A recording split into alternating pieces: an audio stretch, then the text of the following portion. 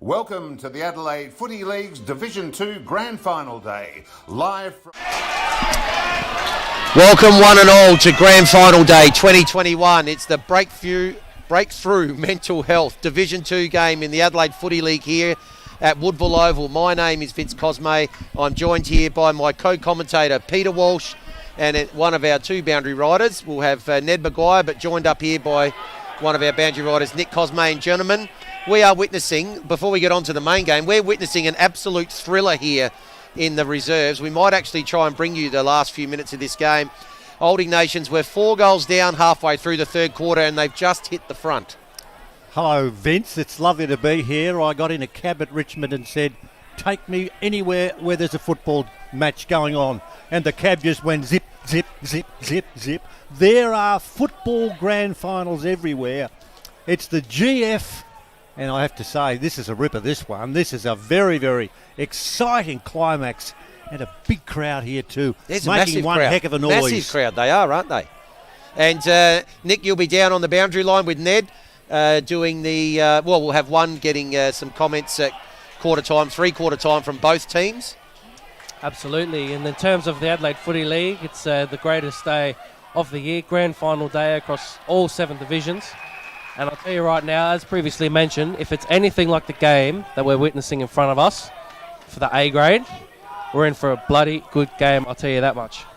Oh, I think it'll be an absolute ripper. Look, Henley's just lining up. We've got one of their players here, Connor Richardson, who's just going to line up right from 50 and see how he goes with this kick. Put it to the head of the square, and looks like Old Ignatians might be able to take the ball away. But to goal the difference here, Old Ignatians leading the game at the moment. So what we might do, we might come to this game if it stays very close for the last bit of the last quarter and do that live. Right now, though, we'll do a little bit of a preview here for the main game, and that's going to be obviously between Glenunga, who finished minor premier, and they, to me, they're one of the stories of the year this year. Glenunga, let's have a look at them first. Obviously, minor premiers finishing 16-2 with a very, very healthy percentage. Not interesting that they were 78 points average that they scored, and if they'd only had 1 or 2 points less per game, they actually would have finished about 5th or 6th. So their game was obviously predicated on an unbelievable defence, only conceding 53 points on average per game, gentlemen. And when we saw them play early in the year, Nathan Grimer wandered over and had a chat, and you couldn't help but like the bloke. He stood there, he was warm, he got across the message, and as we were broadcasting the game, I think I might have been on the boundary that day, he stood close to the boundary. If there was to be an interchange, he'd go across and speak quietly and calmly with the player that was changing over. You'd like to have him as your boss, you know. He's got that experience. He knows what it's like at Sandford level. A lot to like about the coach. Well, that's right, Nick. Obviously AFL player, and I know that you had the opportunity to speak to both coaches in the last hour, and obviously check for any late changes, etc. And yeah, he was super impressive, Nathan Grimer. Great to talk to pre-game, but one thing that I want to mention in particular from when I spoke with him is how well they've been able to rejuvenate from what happened last year. They went winless. And actually, it was funny because the previous 3 years, they had won 3 premierships. They actually three-peated. But with that stat that we just saw before, average conceding 53 points a week. Last year, they averaged conceding 133 points a week. Yeah, that's that is a massive turnaround, and it was one of the things we spoke about how they've been able to restructure the way they go about it and get back onto playing grand finals, which they will be today. Yeah, indeed. Obviously, a massive winless season last year in a half a season, as we know, and they are almost the story of the year this year in the Adelaide Footy League to end up going 16-2, and then now find themselves, along with Old Ignatians, obviously playing now in Division 1 next year. We're really looking forward to seeing how both teams go. One of the things I heard that you were speaking to him about is that they've got a lot of young players in their team too. So if they can consolidate in Div 1, I think they're going to be a real force to be reckoned with in the next few years. Yeah, there's absolutely no doubt about this. And I know with our coverage, we like to promote football. It doesn't matter what division, who's playing what, where or whenever. But I wanted to digress just a fraction. But there is a mark that's been taken, a Henley player's mark just in front of the scoreboard. And 12 there. Another one of these players who's got hyphenated name, Malachi Ahmet Lovett. And he's coming in to kick. And if he kicks accurately, he's gone the short pass. Oh, and the play on's the call. He went looking for Connor Richardson, who couldn't snag it, so he charges back into it, and he kicks the ball, or tries to. He's frustrated, and it's gone over the boundary line for a throw-in. The camera unfortunately didn't show it, but he actually took a really sensational mark. It was a one-hander in a contest, so he should have went for goal just because of that mark alone, but they've got a chance to score again and get back in front. We might just keep our eye on this and see what happens out of this stoppage. So umpire's going to come in and ball it up. Good crowd, good noise, isn't there? There's a lot of noise here, big crowd here. Absolutely. Can't get a coffee, can't get a donut, can't get some banana cake, but you can do your best. Our ball's been cleared out, so why that's happening, we might go to our look at our stats now for Old Ignatians. So we'll just cross back and have a look at our statistics for Old Ignatians. So they finished third at the end of the minor round with 11-7 record, a similar position to what they finished last year in third, but they were the highest scoring team for the year and started the season a little inconsistently. They had a couple of areas during the season, rounds 5 to 10, and also currently on a good run of form as well. So a lot of noise in the background. Opportunity here potentially for Old Ignatians. The ball is with Thomas Vanderjord. He's just missed, and looks like free kick's going to go to. He's going to get another shot at it. So they're 5 points up at the moment. A lot of squealing going on here, isn't there? I mean, you're allowed to squeal, aren't you? Oh, I think so.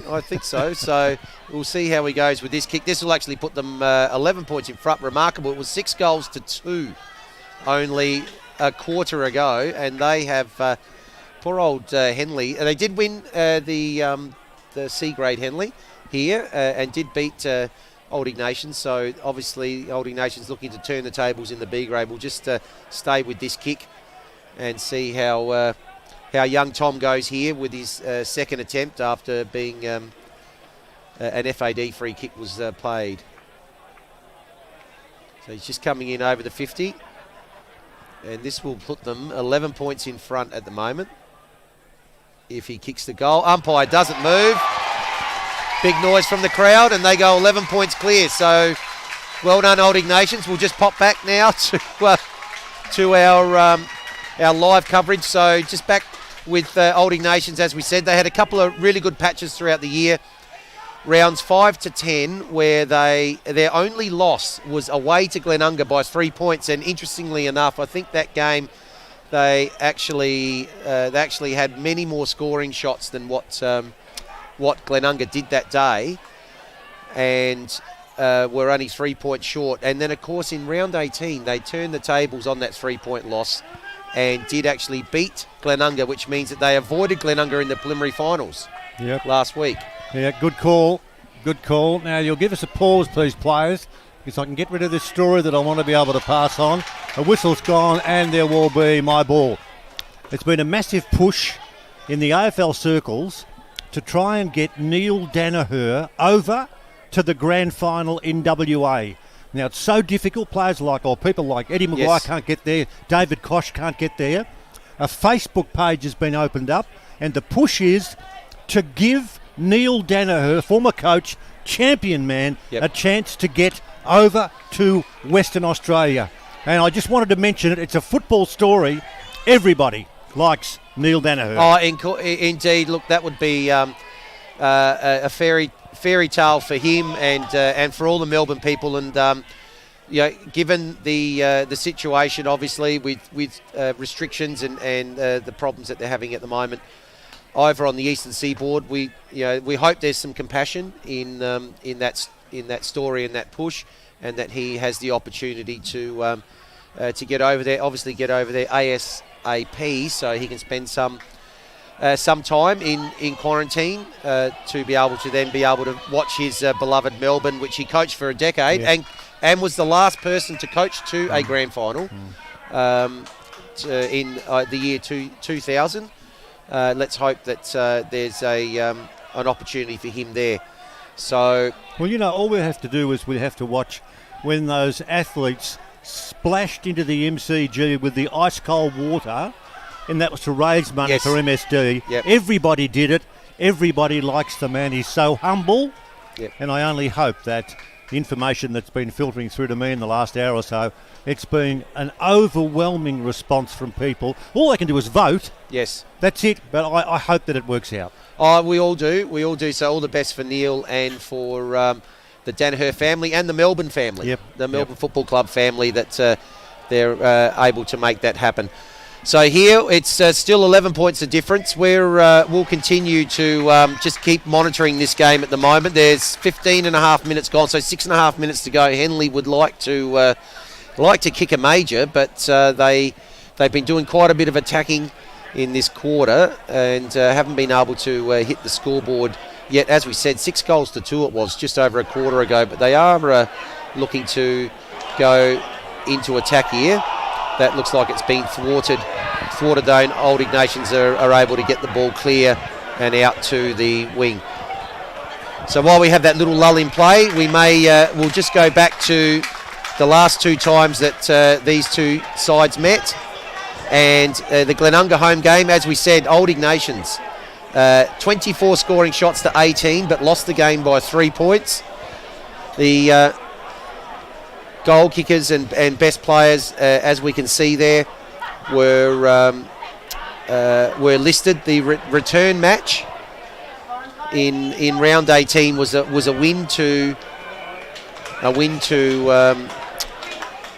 Old Ignatians, and they defeated Glenunga 82-57, and that was a situation combined with the loss by Sacred Heart on the same day. Got Old Ignatians up to third, and after their preliminary final win against Foss last week, they now find themselves here facing Glenunga, who beat Sacred Heart last week as well. 5 minutes to go. 5 minutes to go. 8-6-54. 6-7-43. Old Ignatians leading Henley. Henley with the speed wobbles. Still time. 4.5 minutes to go in the grand final, in the final quarter. Yes, Nick, preliminary finals last week, so Glenunga obviously winning and obviously Old Ignatians winning as well. Yeah, so Glenunga beating Sacred Heart in the preliminary final, but for Old Ignatians, they actually went in as the underdogs against Foss Camden last week. And it's interesting the way that it's panned out this season for them, because they had lost their previous 2 games to Foss Camden, but had won the preliminary final. But I spoke with Damien before the game, the Old Ignatians coach, and if anyone in this division knows how to beat Glenunga and knows how to stick with them, it is Old Ignatians, based on the 2 games that they had earlier in the year. So it's going to be interesting to see if they're able to do it again, because they did beat them only a fortnight ago. So we're going to see how Glenunga adapt, and if they're able to get up and reverse the result as they did earlier on in the year at home. They're going to win, Vinny. I think they're going to win. I think so. Old Ignatians, what have we got? 2.5 minutes to go. There's still 11 points in front. We'll leave the vision on at this stage, and it looks like they may hang on. It's been a remarkable turnaround in this game. We've been watching quite a bit of it. Excellent mark there taken by Seb Basso. But the play on there has been caught holding the ball. They need to quickly get this ball moving here, Henley. 3 votes for the lady who keeps squealing, by the way. So Scott, he's doing well. Lockie Sheffield needs to move it quickly. They've got 2 minutes. They need 2 goals. So we might as well just take the last couple of minutes of this game. Quick kick there to Dobson. Handball goes out wide. Now they're back inside 50. It's a 1-on-1. Balls comes to ground. Pack forms. And umpire has picked out a free kick. It will go to Old Ignatians, and you'd suggest with about a minute and a half to go and a 2-goal buffer, they're just going to take all the time they need here. So the kick will come back out towards the wing. It's spoilt, end up over the boundary line. So under a minute and a half in this game. Old Ignatians 8-6-54 and Henley 6-7-43. Last touch. We've still got some semblance of a chance. With 2 minutes to go, the difference is 11 points. Wilkes thumps a high ball in towards centre half forward.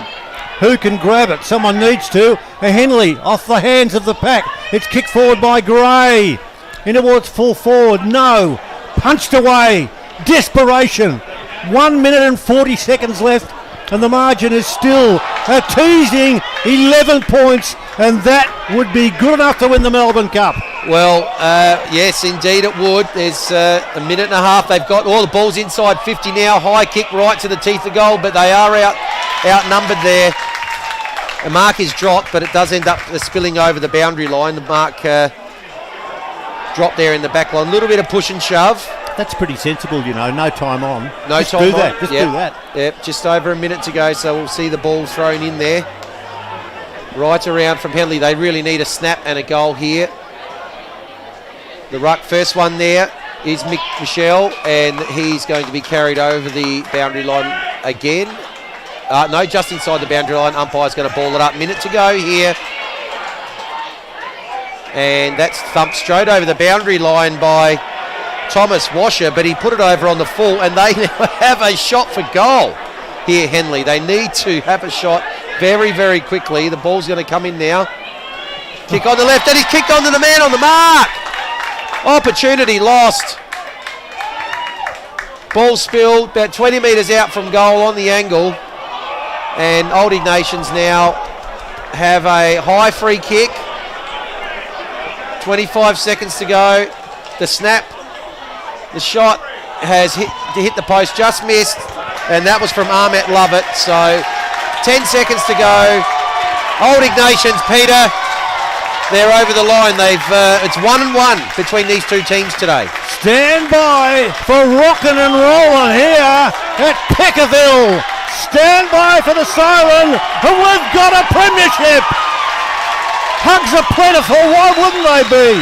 They dug themselves a hole and they climbed out of that hole and they win the flag. 8-6-54 to Henley, 6-8-44. Good grief, thank you, mother, for the Rabbits for that one. What a comeback, and what a win, and what it is, a stamp for the football that we've been loving to see right throughout the year. Unbelievable result here for Old Ignatians. So they've split their 2 grand finals today with Henley, and of course they're in the big one, which will be starting in just a few minutes' time once we have our celebratory medals given out during the reserves, as well as the obviously the pre-game for the A grade as well. So well played to Old Ignatians here in the B grade, and they will go on and celebrate. Can they do 2 out of 3, Nick? It's certainly a possibility, as we said before.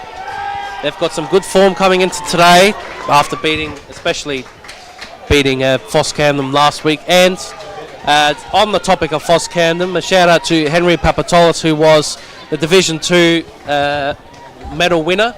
An outstanding player. We got the opportunity to see Foss Camden twice, against Broadview and early in the year against Salisbury North. By far and large, their best player in both those games. So congratulations to him. But Old Ignatians today has got a chance to go 2 out of 3. I think they are. They'll certainly be buoyed by this result. I think you would have, whether it's psychologically, it has a little bit of a difference on whether losing the first 2, but this will certainly lift them up for potentially knowing that their B grade's got across the line after the C grade fell short against Henley. and crowd spilling out onto the ground. They've got a massive following over to our right here.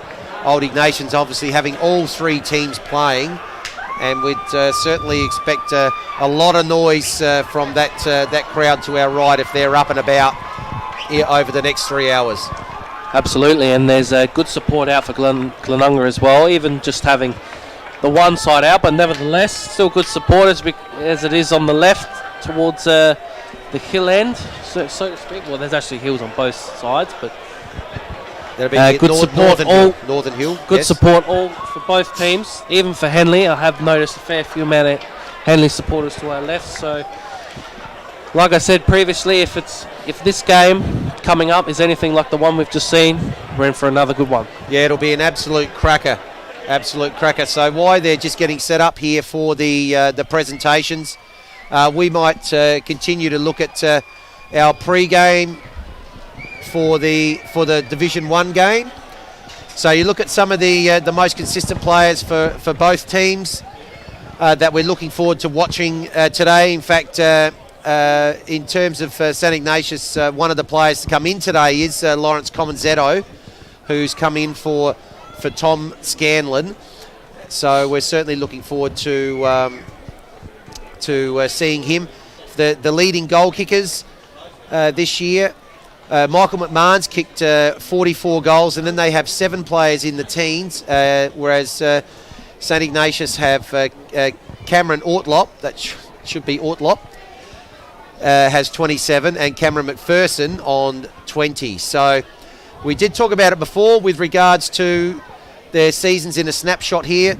They are almost Adelaide Footy League's biggest success story this year after going winless last year, and they would be worried about Old Ignatians maybe being the only team that can beat them. And for Old Ignatians, the 2 winning runs we mentioned earlier solidified their season. They backed up well from actually finishing in a similar position last year. This year they've been able to go a little bit further though in the finals. They've matched Glenunga on 2 occasions, obviously beat them once, just fell short the other time. And as you mentioned, Nick, can they do it? Can they go again and match Glenunga for a 3rd time? I think they absolutely can, and I think we're in for a ripping game. But the biggest success story, well, it's up for grabs today because we've got Central United in Division 7, who also came from last to first, and we've got Glenunga today. Glenunga going for 4 out of 5 premierships. So there's a lot on the line. They maybe continue a dynasty, if you'd like to say that. Going straight into Division 1, we assume both these teams, if they do not change the format of all the divisions. As we can see here on screen, there's a lot of support for Old Ignatians. And those numbers will probably grow for the next game as well. Yes, it's a better view of it. Indeed. So what we're going to do, just while they're getting ready to do the presentations here, we might go to a short break and we'll come back with the Division 2 reserve presentations. Old Ignatians, 8-6-54, congratulations. In Division 2, they are the premiers for 2021, and they beat Henley 6-8-44. Welcome back here to Woodville Oval, and the presentations for the winning team, Old Ignatians, have just begun. See some of the players that are receiving their medals at the moment. Number 16 there, Harold Cube.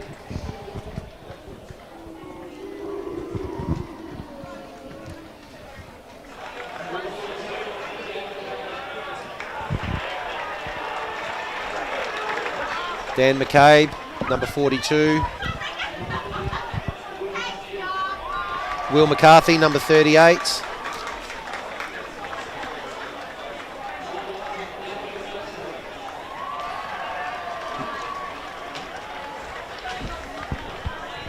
It's Nathan McPherson.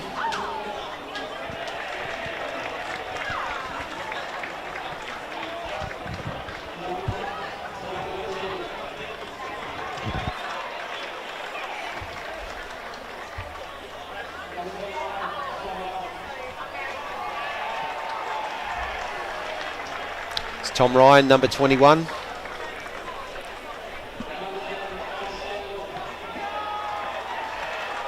Tom Scanlon, number 10. He's the player that was omitted from the A grade, so congratulations to Tom. He still gets a premiership medal with the twos.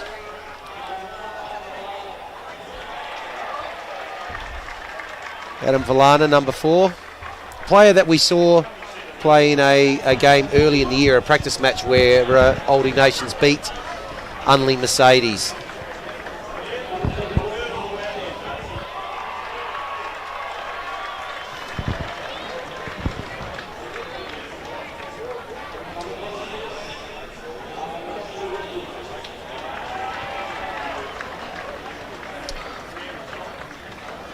Neb Wilkie, number 26.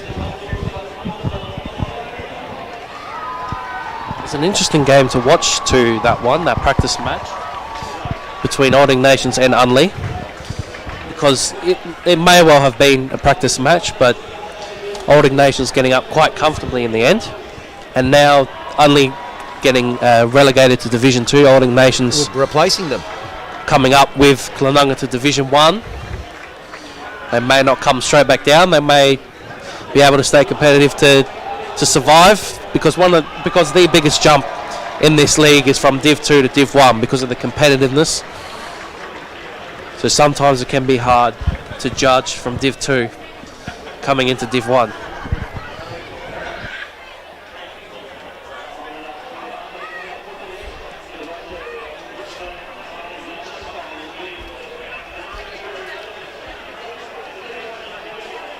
So presentation of the flag. Congratulations to the Old Ignatians Football Club Division 2 Reserves Premiers for 2021. Both teams are out on the ground doing their warm-up for the Division 2 Seniors game.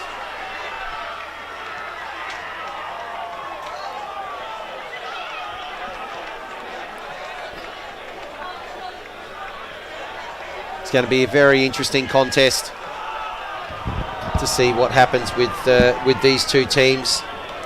There's when we were talking to both coaches in the pre-game, there was a little bit of ducks and drakes, I think, that got played in those two matches earlier in the year. Probably not so much the first game, where Ignatians went down by 3 points to Glenunga, despite having more scoring shots. But certainly, round 18, there was a little bit more incentive for Old Ignatians to win the game, and combined with the loss to Sacred Heart, that meant that they avoided the minor premier in their preliminary final, and now they chose that. They were able to have. They didn't choose it because it all came down to Sacred Heart's game in round 18 as well, but. The cards fell for them, and they were able to play up against Foss. And ironically, we did a broadcast for the Foss and Broadview game in round 18, and they looked quite strong to Foss, but they were unable to get over Old Ignatians last week. So just looking at the celebrating here in the middle of the ground, as we await for the formalities, which will start soon in the Division Breakthrough Mental Health Division 2 Adelaide Footy League Grand Final. And it's interesting that you mentioned that game a fortnight ago, because Glenunga have been on top from round 1 to the last round, finished minor premiers, and they had that wrapped up probably about a month ago, as an educated guess. And obviously, in an ideal world, normally there's a top 5 finals. So what that would mean is the minor premier gets the first week off. But this year, obviously, we had COVID and a lockdown, which forced us to shorten the final series, meaning that it's straight elimination, first versus fourth, second versus third. So there's no bye for the minor premier. And with that, Glenunga may have an incentive from a few weeks ago to maybe have rested, we're not sure, because they don't have that bye. So it would have they had the luxury of being able to rest. And if they win today, you won't be able to complain about that decision. But for Old Ignatians, obviously, they were fighting for a spot. to maybe have played top 2. They didn't get there because Fossett won easily in the last round. But for Old Ignatians, they've had to pretty much work their way through the whole year and play at full effort, intensity. But here they are today with an opportunity to rectify what happened a couple years ago between these two sides in a grand final. So we're about to find out if that motivation can carry them to a victory today. And yes, as we previously mentioned, 4th grand final in 5 years from when they were in Div 5 in 2017.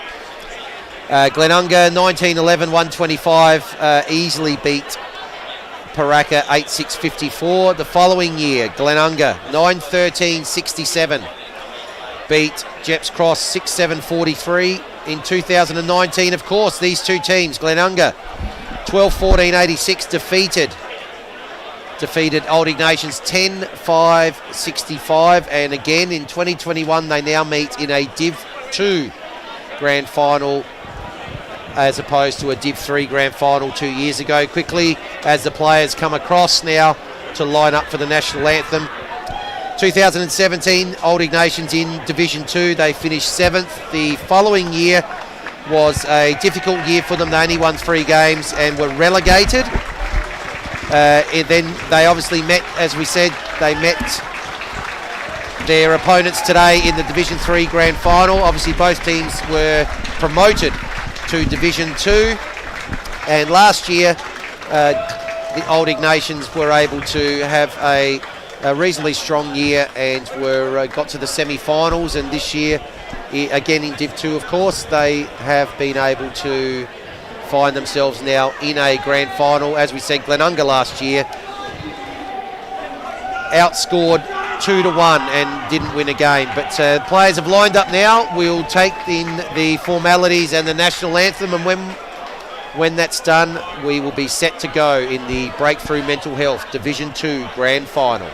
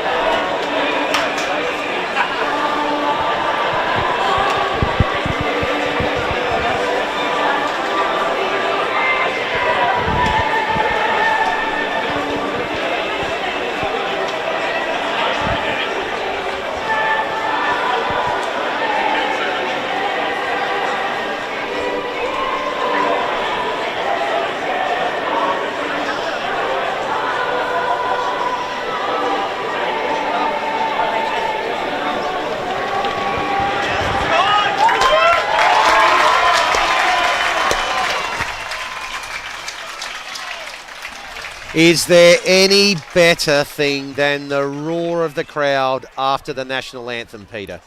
I reckon the national anthem should be played at every sporting contest. I mean that. Why can't you play the national anthem when any two teams are out there? It's spiritual. It gets you going. It gets you involved. It means that everyone stands up and has their own memories. And that's what I think today is important about. We love our football. There's no question about that.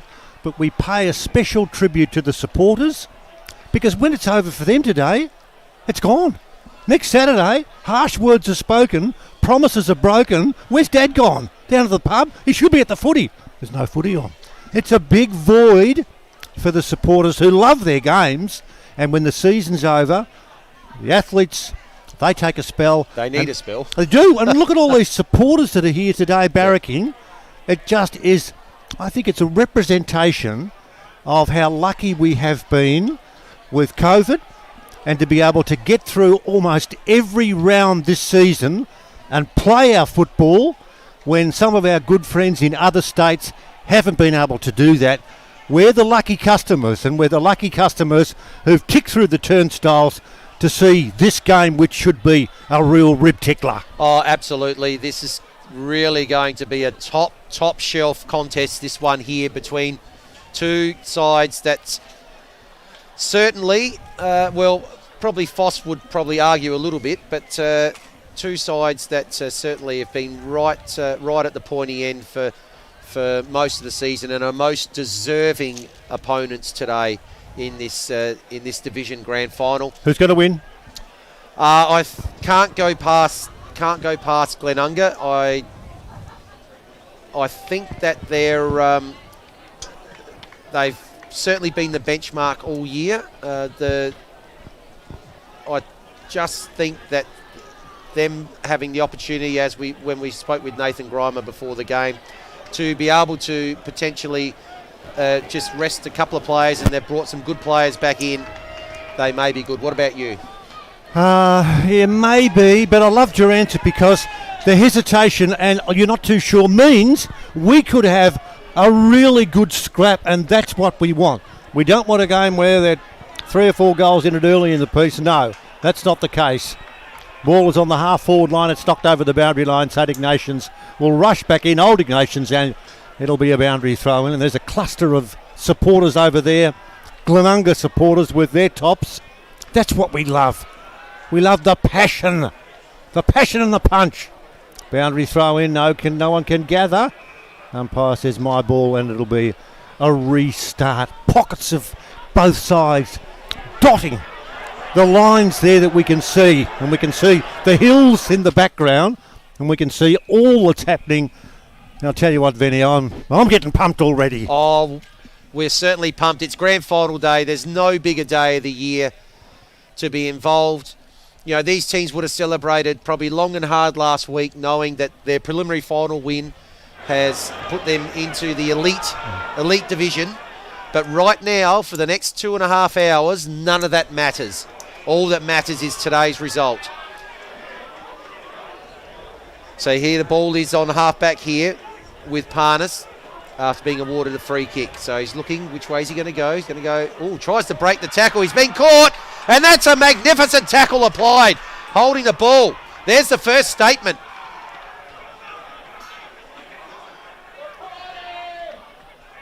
So now the ball will come deep into the 50. Pack's going to fly. Up they go. Ball comes to ground.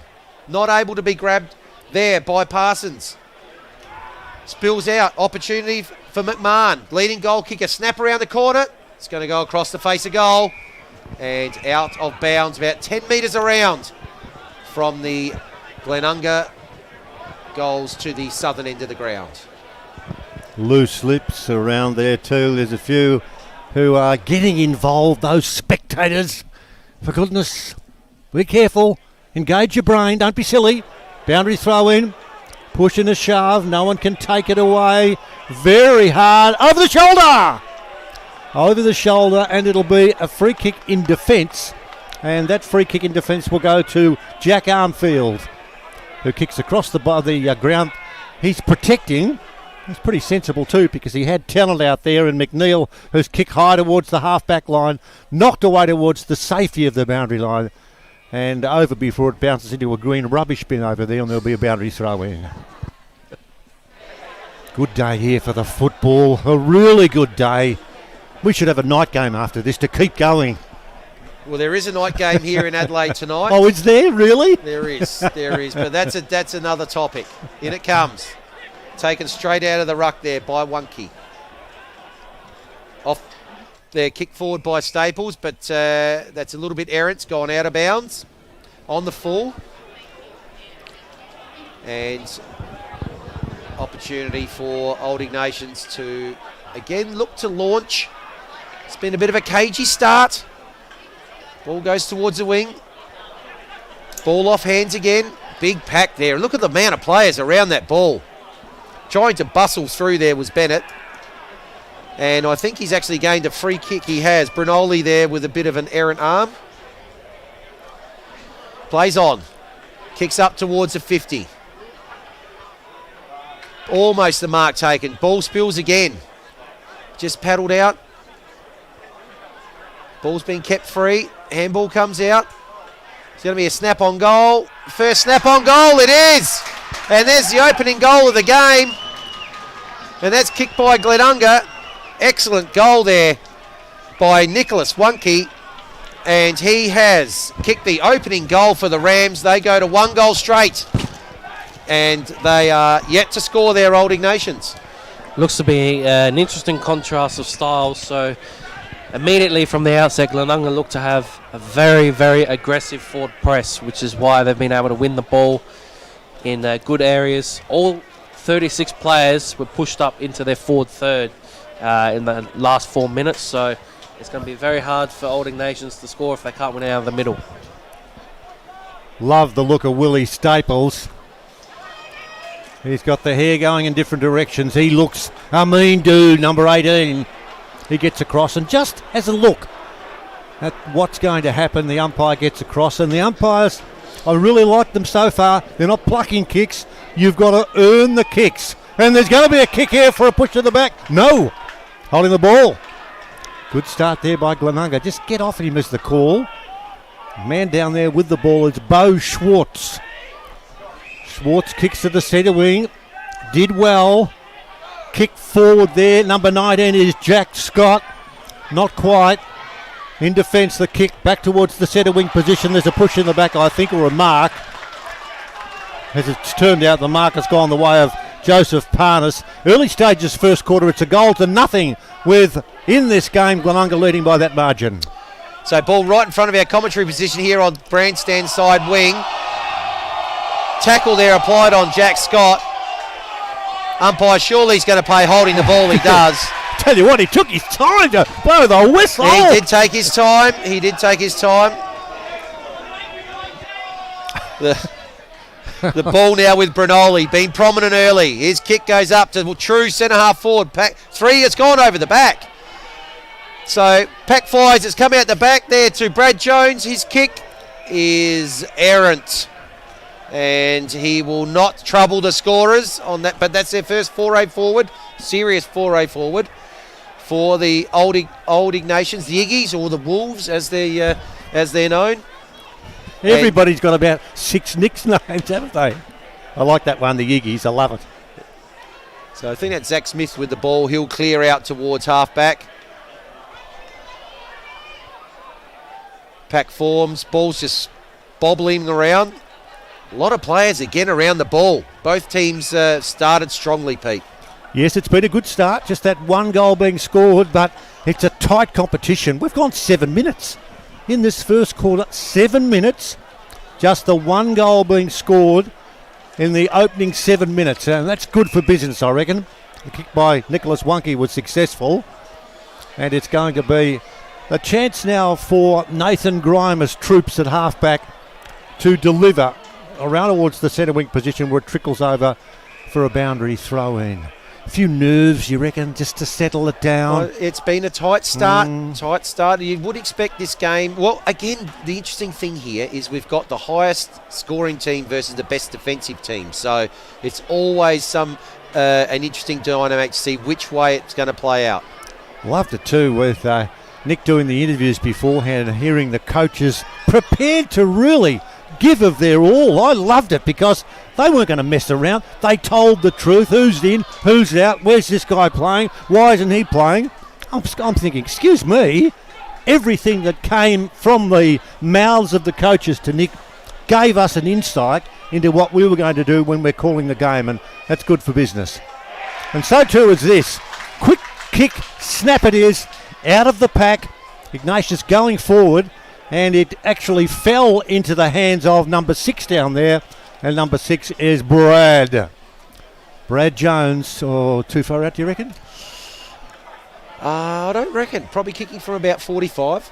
Okay, Brad, your move. Accuracy, and the scores are level. The crowd will jump around and make a noise. There'll be a few squeals, Brad, if you kick this one. Oh, he's made an awkward look.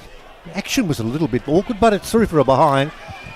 So at 9 minutes gone in the term, it's 1 goal to 1 behind. Low scoring game, but plenty of action and plenty of excitement. Ball out at half-back. Ignatians again with a chance to bring the ball inside 50. That's a good kick and a good mark. Looks like that's been taken there by Will Ferrari.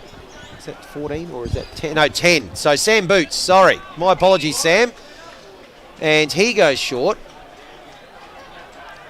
And that's been taken by Will Abbott. So Will Abbott's going to be having a shot. Very similar position. Very similar position to the shot that was taken just a few seconds ago by Brad Jones. So maybe another 3 or 4 metres out. So let's see if he can make a better fist of it here.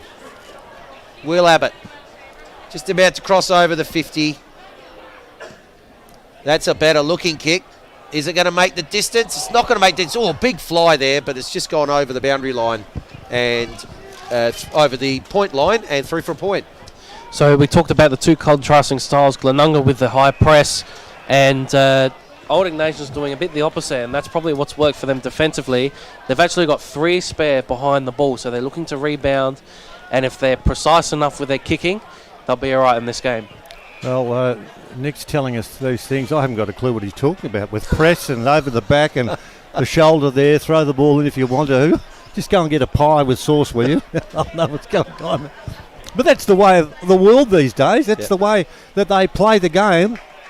And they play the game as we're watching, because a chance for a movement now for the side that has the ball. Ignatians kicks long to half forward. Big leap there, almost the mark drag down, not quite. It hits the turf. And there will be a bounce. I'm just waiting to see who that man was who ran away. It's number 35, Dominic Grant. Yes. Ball to be tossed in. Vinny, go for broke. Okay, so Ignatians outside 50. Short kick off the side of the boot there by Centenera. And that's a defensive mark and good mark that's been taken there by Kim Edwards. So Edwards with the ball. Decides to go long. Out towards the centre. Numbers favouring Old Ignatians. And, but they've given away the free kick.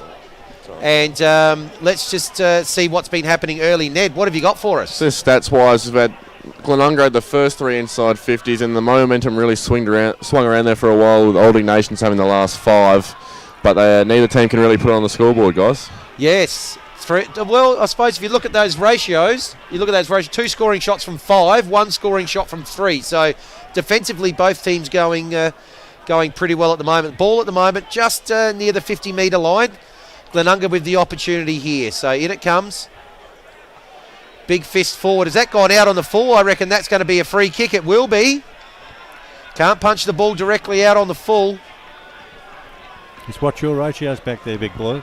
That's right. So this will actually be number 4 then, inside 50s. Let's see if they can make a better fist of it here, the Rams. So the kick's going to go to the lead, but an excellent intercept mark's been taken by Old Ignatians. They decide to switch it out here to this side of the ground. I think that is Will Ferrari here with the ball. So he's going to go short. And good kick, good mark. Good mark taken and playing on straight away. Kicks a little bit to space, 2-on-2. Ball there taken by Manson, tackled immediately. And umpire, hot on that, holding the ball, and Pross has got it. So let's see what what he can do from half back. Swings out and kicks wide. And intercept mark, has it been taken? Yes, it has. Excellent intercept mark there, taken by Armfield. Decides to go back inside defensive 50. Sort of cautious, both sides, aren't they? Yeah, Just very taking their cautious so time. far. Oh, that kick's fallen a bit short. Now that's in dispute here at half forward. Over the ball there is Lincoln Bennett. And umpire's going to come in and ball it up about 60 metres out from the Glenunga goal. Just the one goal so far. Nicholas Wunke sailing through with a big one. And 2 behinds to Ignatians. And we've gone nearly 14 minutes, so low scoring. Good solid scrap though. Both teams not just playing for a W at the end of this game, playing so that they can grab hold of the trophy, get a medal, and say they have won, they have played in a premiership. How good's that? Joseph Parnas. Left boot to ball. That's gone 50. Cleared the pack to half forward. Who can run? Who can gather? Jones there on the left boot. Kicks the ball in towards the half forward line. That's a good mark in defence. Well taken there by James Tragakis. A very good mark indeed. Fingertips stretched out then from the Glenunga Rams player back towards the centre wing position. Charging in hard there is Kim Edwards. Had it, lost it. Oh, good gather. That's a decent piece of work from Jackie Manson. Bangs the ball a long way down towards full forward. It rolls, it's picked up, and it's kicked through for a goal by O'Brien. Or is it Grant? One of the two down there. That is a goal. That was super stuff. And that accurate shot means the lead changes. 1-2-8 to 1 straight 6. 15 gone in the term. And that was a bit of sparkling play. It was. Having a look at the Simon Black Academy replay here. So the kick forward there by Jack Manson and goes over the back. Dominic Grant has been like a live wire in the forward line so far. That's 3 scoring shots in a row to Old Ignatians, and they answer. They answer that opening goal at the almost the 15-minute mark of the first quarter. They hit the lead for the first time in this game, 1-8, leading the Glenunga Rams 1 straight 7. So up it goes again in the middle. Ruckman down, almost tried to grab out of the ruck there, James Wunke, but there's been a trip paid, and it's going to be a free kick here to Old Ignatians, and they'll have the opportunity. They've certainly seemed to have settled a little bit better. Had the last 3 scoring shots of the game. So Boots goes over to the far side. Ball picked up there, well by McMahon. Now it's back out on centre wing. Opportunity here. It's a one-on-one here. Wunke, what can he do? He's taken the mark. Good mark there. Michael Wunke. 3-time Ken Farmer medalist, of course. Kicks inside 50. Free play. They're all streaming down the ground there. And the mark, good little pass there from Wunke, and that's going to get an opportunity here for Glenunga to have a shot on goal.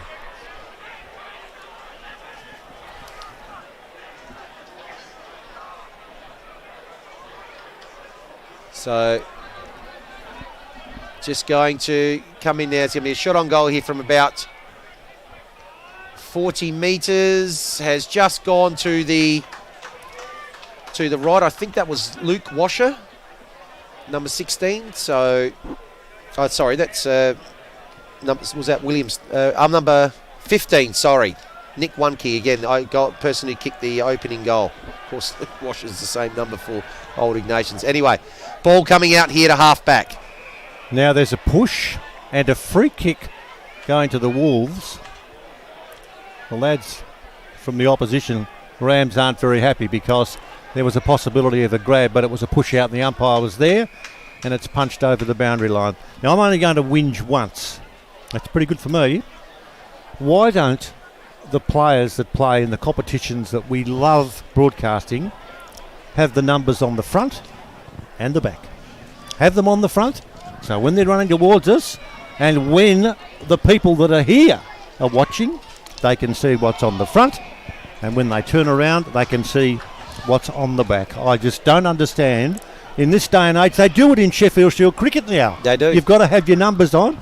I just think it is another way of bringing people closer to the sport that they're watching. That's the end of my sermon. You want more, do you? No. Ball at half forward. Over on the far side of the ground. That's going to... it's actually kept in. And there's a kick forward by Staples. He's had a bit of it early. Up towards centre wing. Handball intercepted there by Wiseman. Quick handball there to Wonky. Another series of handballs, but that's going to end up... Oh, tackled there, but he got away with it. Nick Wonky. Now the ball's inside 50. Races on. First one there, Shaw. Tackled immediately by two players there from Glenunga. And umpire has said, yes, I'll take it. It's called time on. They're taking a little bit of time to get up. Just a little bit of pleasantries have been exchanged while they're on the ground. Now we've got a ball up. Taken out of the pack. Kick high forward. That might not even be the required. But ball inside 50. There's a mark's been taken. No, play on, the umpire has called. Snap on goal. Umpire's going to come in. He's going to give that 2 hands. So second goal kicked there by... Is that... well, we'll just have a look on the Simon Black Academy replay to see if we can pick up who that player was.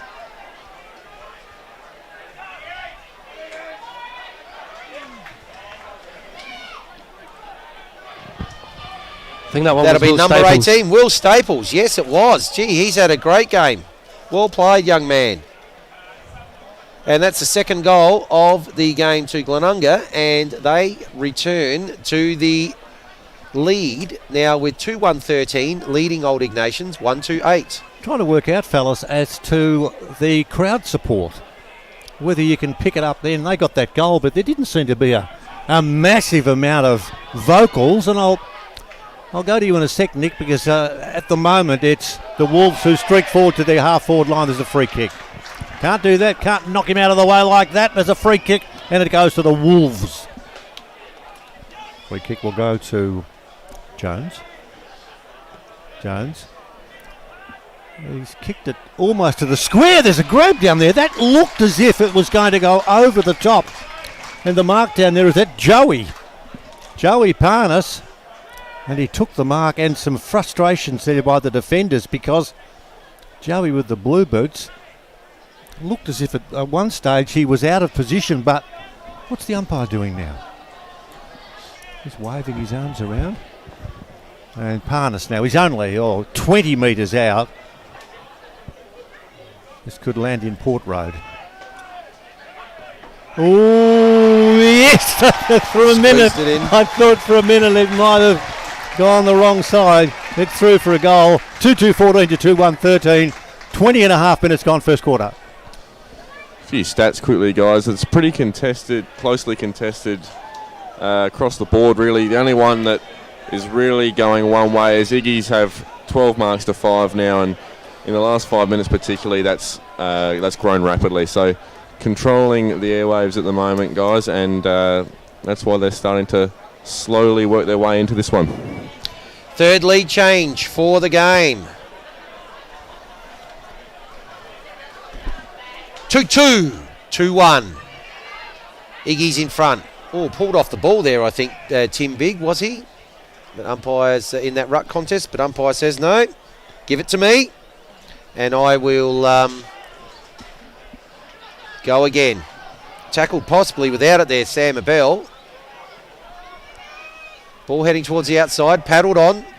Over there to Scott, gives the handball off.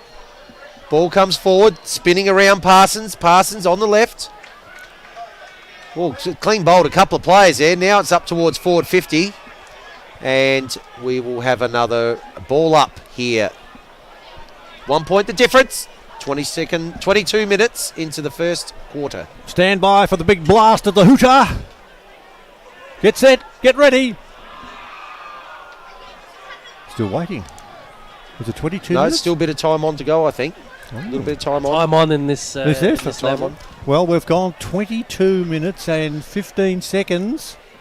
Of course, in the games that I've watched earlier on today, once it's 22. Flat 22. Yeah, yes. Even though there were players injured in the two games I watched over at Richmond, that was it.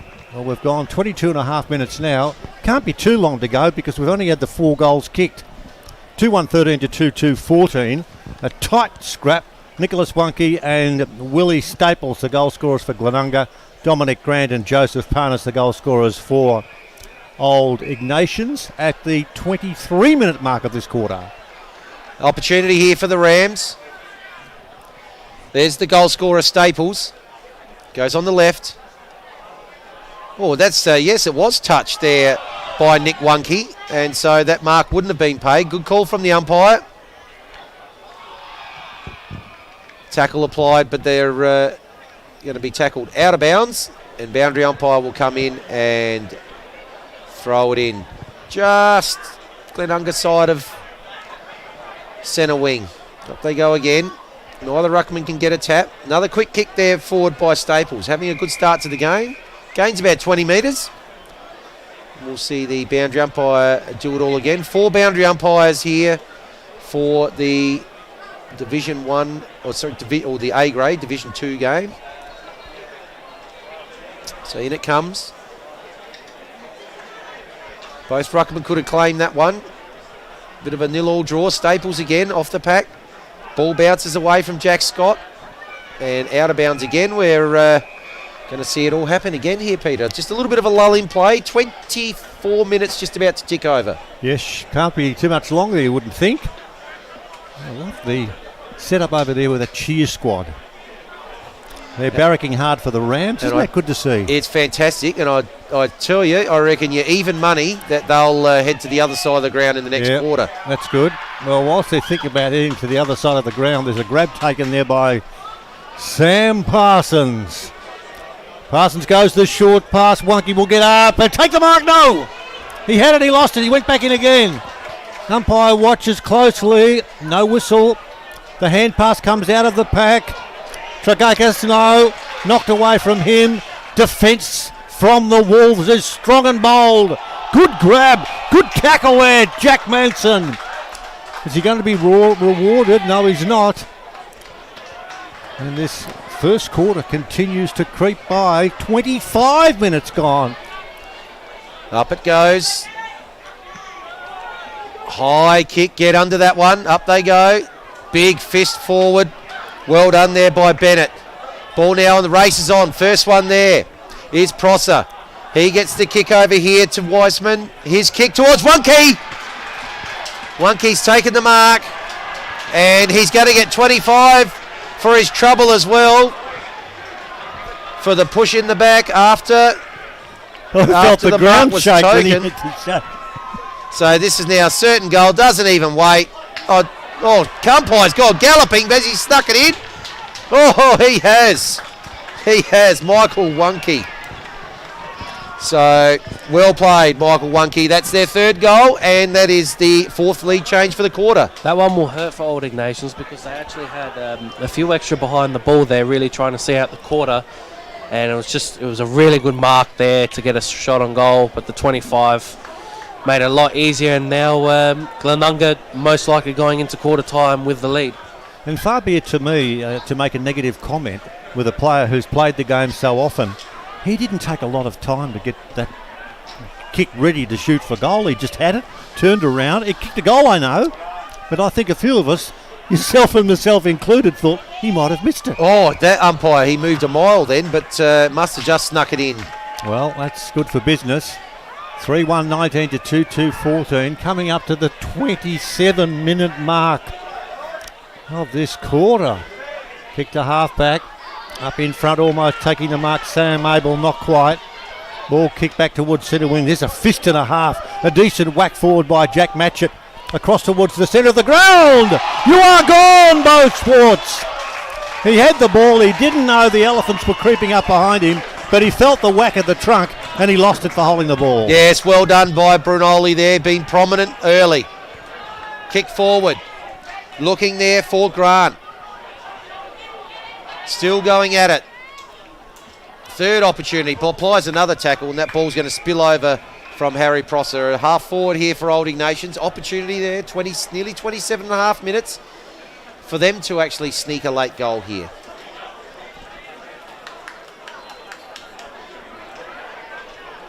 Boundary umpire going to bring it in. Ruckman will go at it again. Big and wonky. Neither Ruckman able to get a clear tap. Pack forms off of that one. Umpire, yes. Oh, he's paid holding the ball. But who's got it? There's a siren. Won't matter. It would have been, it was a Glenunga free kick at half-back. But as it stands here, 3-1-19 to the Glenunga Rams, the minor premiers, looking for their 4th premiership in 5 years, leading Old Ignatians, looking to reverse the result of the 2019 grand final between these two teams in Div 3. They're 2-2-14, 5 points of difference. We're going to go to a short break. And when we come back, we'll get all the stats that matter from the first quarter. 5 points of difference here. 3-1-19 to Glenunga and Old Ignatians 2-2-14. Let's go to hear what the coaches had to say at quarter time. Yes, boys. Well, I was with the Glenunga huddle at quarter time. Basically, they wanted to try and be smarter a bit with the ball, smarter decision making around the ground, because at the moment it's just been a bit of a scrap, even for both teams, and more awareness defensively, because the way that Old Ignatians have been able to score, they haven't really been impressed. So they'd like to be a bit more smarter. Obviously they've got the lead, but they'd like to be a bit further in front. In terms of Old Iggy's, guys, they were pretty happy with the first quarter, just making sure they slow down when they're under pressure and make the most of their opportunities in front of goal as well, and going forward inside 50. But most of all, the coaches were pretty happy in just making sure that they're enjoying the day and making the most of the experience. Back to you guys. Interesting there, Peter. Two completely different scenarios of how the coaches approached their talk to the players at quarter time. As we have a look at some of the statistics from the first quarter, inside 50s, pretty even. Turnovers again even. Tackling, Iggy's certainly applying a lot of pressure on their more fancied opponents. Tackles inside 50 though, 4-1 in favour of Glenunga. It's been scrabbler, hasn't it? There really hasn't been any team that has created a lot of opportunities, particularly up forward. And that might just be the way this game unfolds. We've seen throughout the day, and I'm sure with our other broadcasts that are coming to you right around South Australia, you're seeing grand finals where you're not seeing the cleanest or the snappy footwork or the long kicks and the high marks. It's a grand final. It's a grand final, you're just not sure. And I reckon that's what we're seeing. We're seeing a lot of scrambling stuff at the football, and we've seen 5 goals kicked. That's not a lot in a game of football where the first quarter went for 25 minutes, and a tight game. That's what we wanted, and I just have these feelings.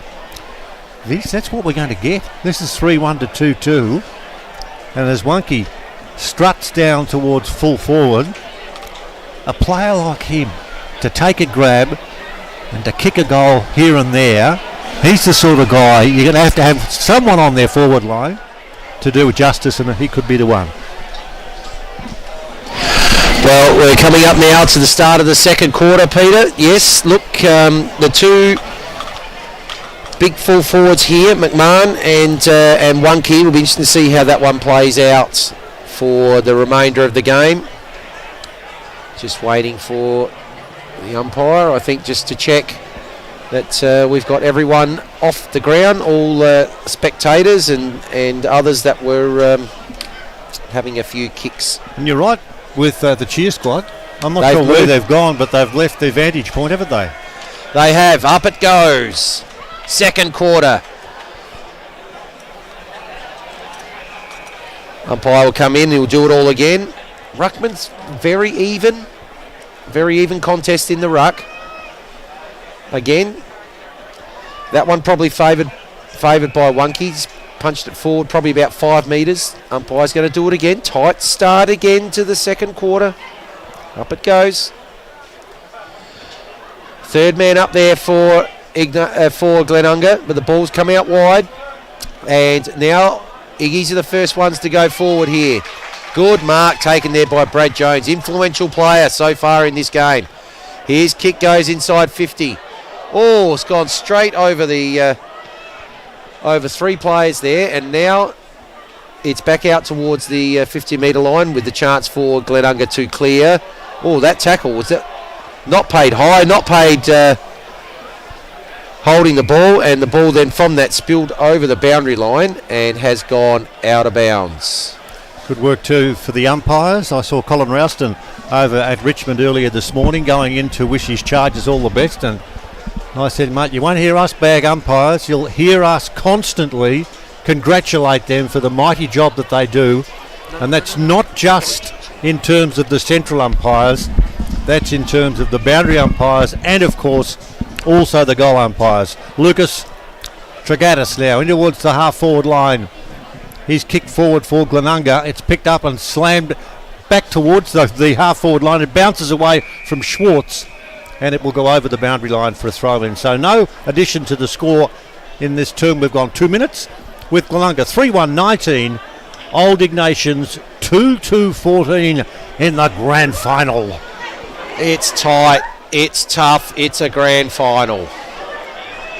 Ball on the forward 50 here for Glenunga. But again, excellent defensive work allows the Old Ignatians to bring the ball forward. Ball comes out wide here. Good kick, good take by Manson. Swings around on the left, the non-preferred. Goes towards 50. Oh, excellent intercept by Liam Bennett. But he's down, and the mark's there being taken. I think that's by Parnas in the goal square off of that, but he's a little bit slow to get up there, Liam Bennett. Running back with the pack was an excellent spoil. Although it's probably going to be in vain because Joey Parnas has become the first multiple goal kicker of this grand final.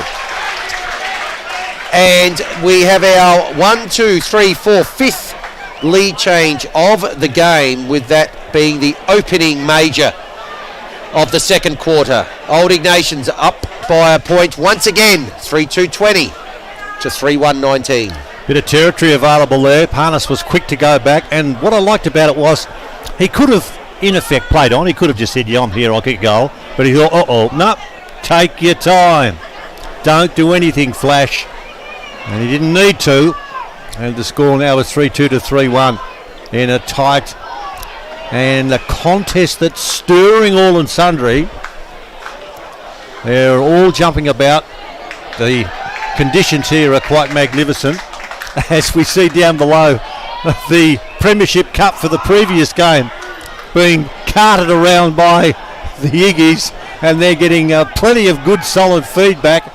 Fill it up if you want to, I'll have a drink of it. They're all pretty keen, and good on them too for that exciting finish, as we will see now. He's going to attack. It's 3-2-20 to 3-1-19. 4 minutes gone in this particular term, and we're going to see Ignatians going to attack. So Comanzetto with the kick. Grant's got a second opportunity here after his initial kick was spoiled. Very tight and tough there inside the 50, or surely taken high there. He's copping a bucket load in this second quarter early, Liam Bennett.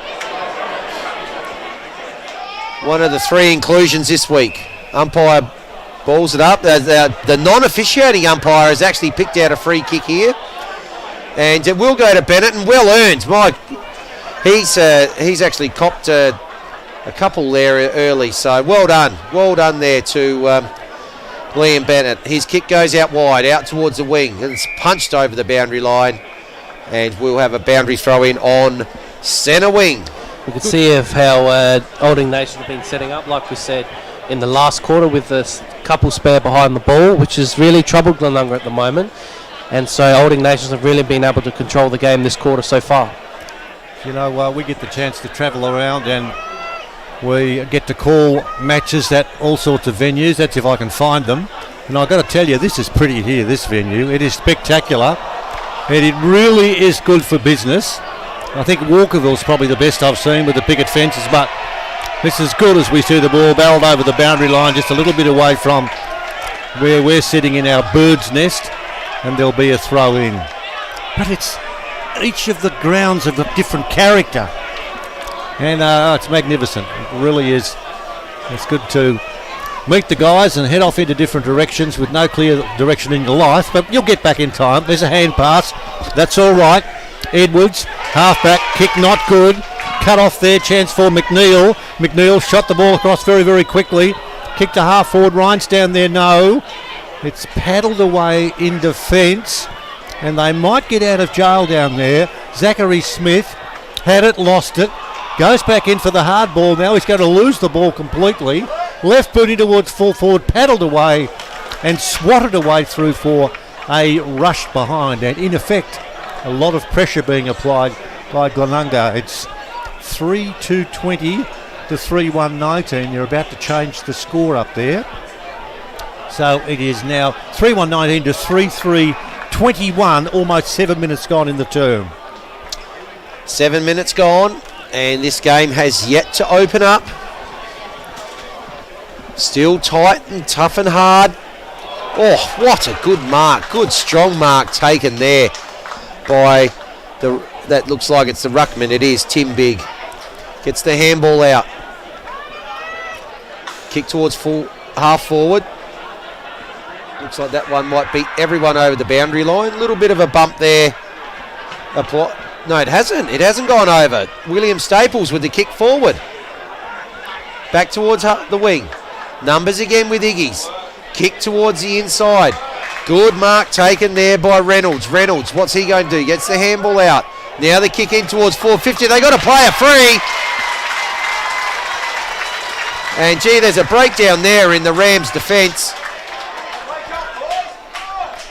You hear that down below? Wake up, boys, come on. Yeah, and for what was easily the best defensive team, nearly 300 points better in the minor round than the second best. And it's Parnas again. How does he get free? He's kicked too. Someone should be wearing him like a glove. We had 6 goals so far kicked in this game. If he kicks this one, he'll be kicking 3 out of 7 combined. In he comes. Oh no, give him a rap and we always know what's going to happen. Ned, what have you got? Some pretty glaring stats, guys. It's 7 marks to 1 Iggy's way and 8 inside 50s to none so far this quarter. So pretty damning stuff so far this quarter. You'd hope Glenunga can turn that around soon. Yes, well, thanks Ned. In this term, 1-2 to nothing. 1-2 to nothing. That's a damning stat. And the Iggies, I'm still getting around the Iggies. Call them what you like because they're doing all right. Almost Parnas again knocked away off hands and through for another rush behind.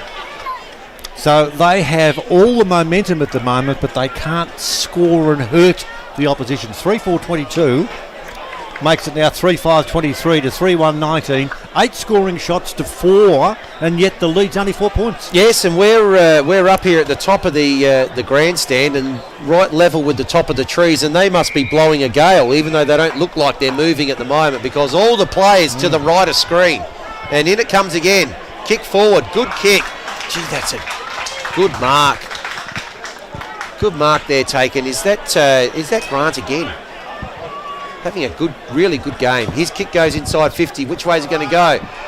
Good intercept mark taken there by James Wunke. So he'll go back, the ruckman, and he'll take it back down the line and relieve for the moment. Pack flies. Almost unable to take the mark there. McMahon off his hands. Spills. Now it's back inside 50 again. Dangerous position here again for the Rams. What can Iggy's do? And umpire has picked out a free kick. There's going to be a relieving free kick here. And that will be taken by Justin Bonney, I think. Is it? You're spot on. He didn't know, though. No? He didn't know that he was getting the free kick. But still, fortuitous. Maybe the call. Ball hit back towards the centre of the ground or the centre wing position.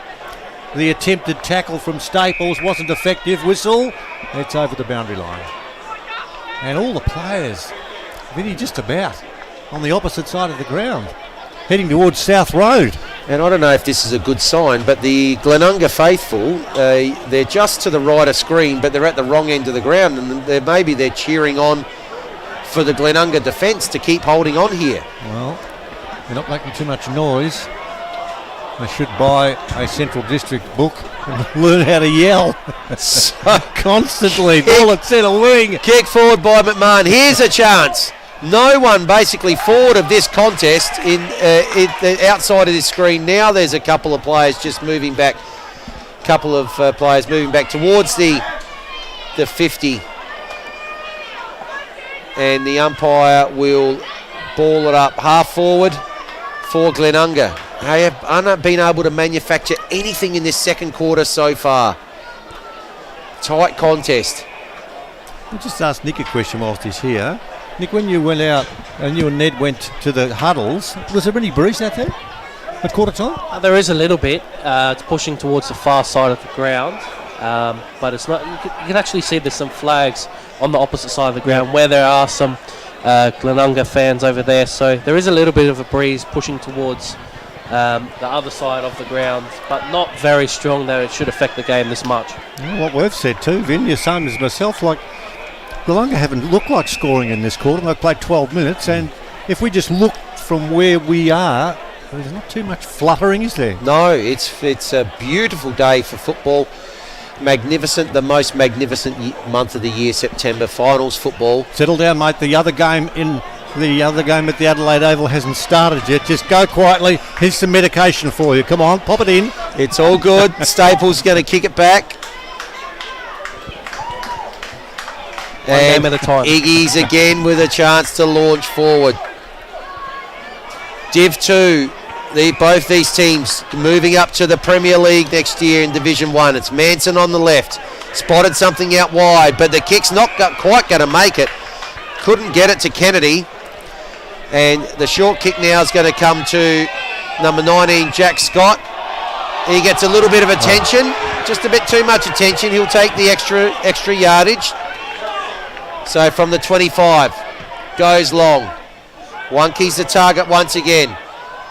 Over his head, can't quite take the mark here, and that's going to be paddled through for a rush behind, and that is their first score, 13 minutes into the quarter, Nick. Look to see Glenunga actually have a press of their own here and have more behind the ball to be able to lock it in their forward half.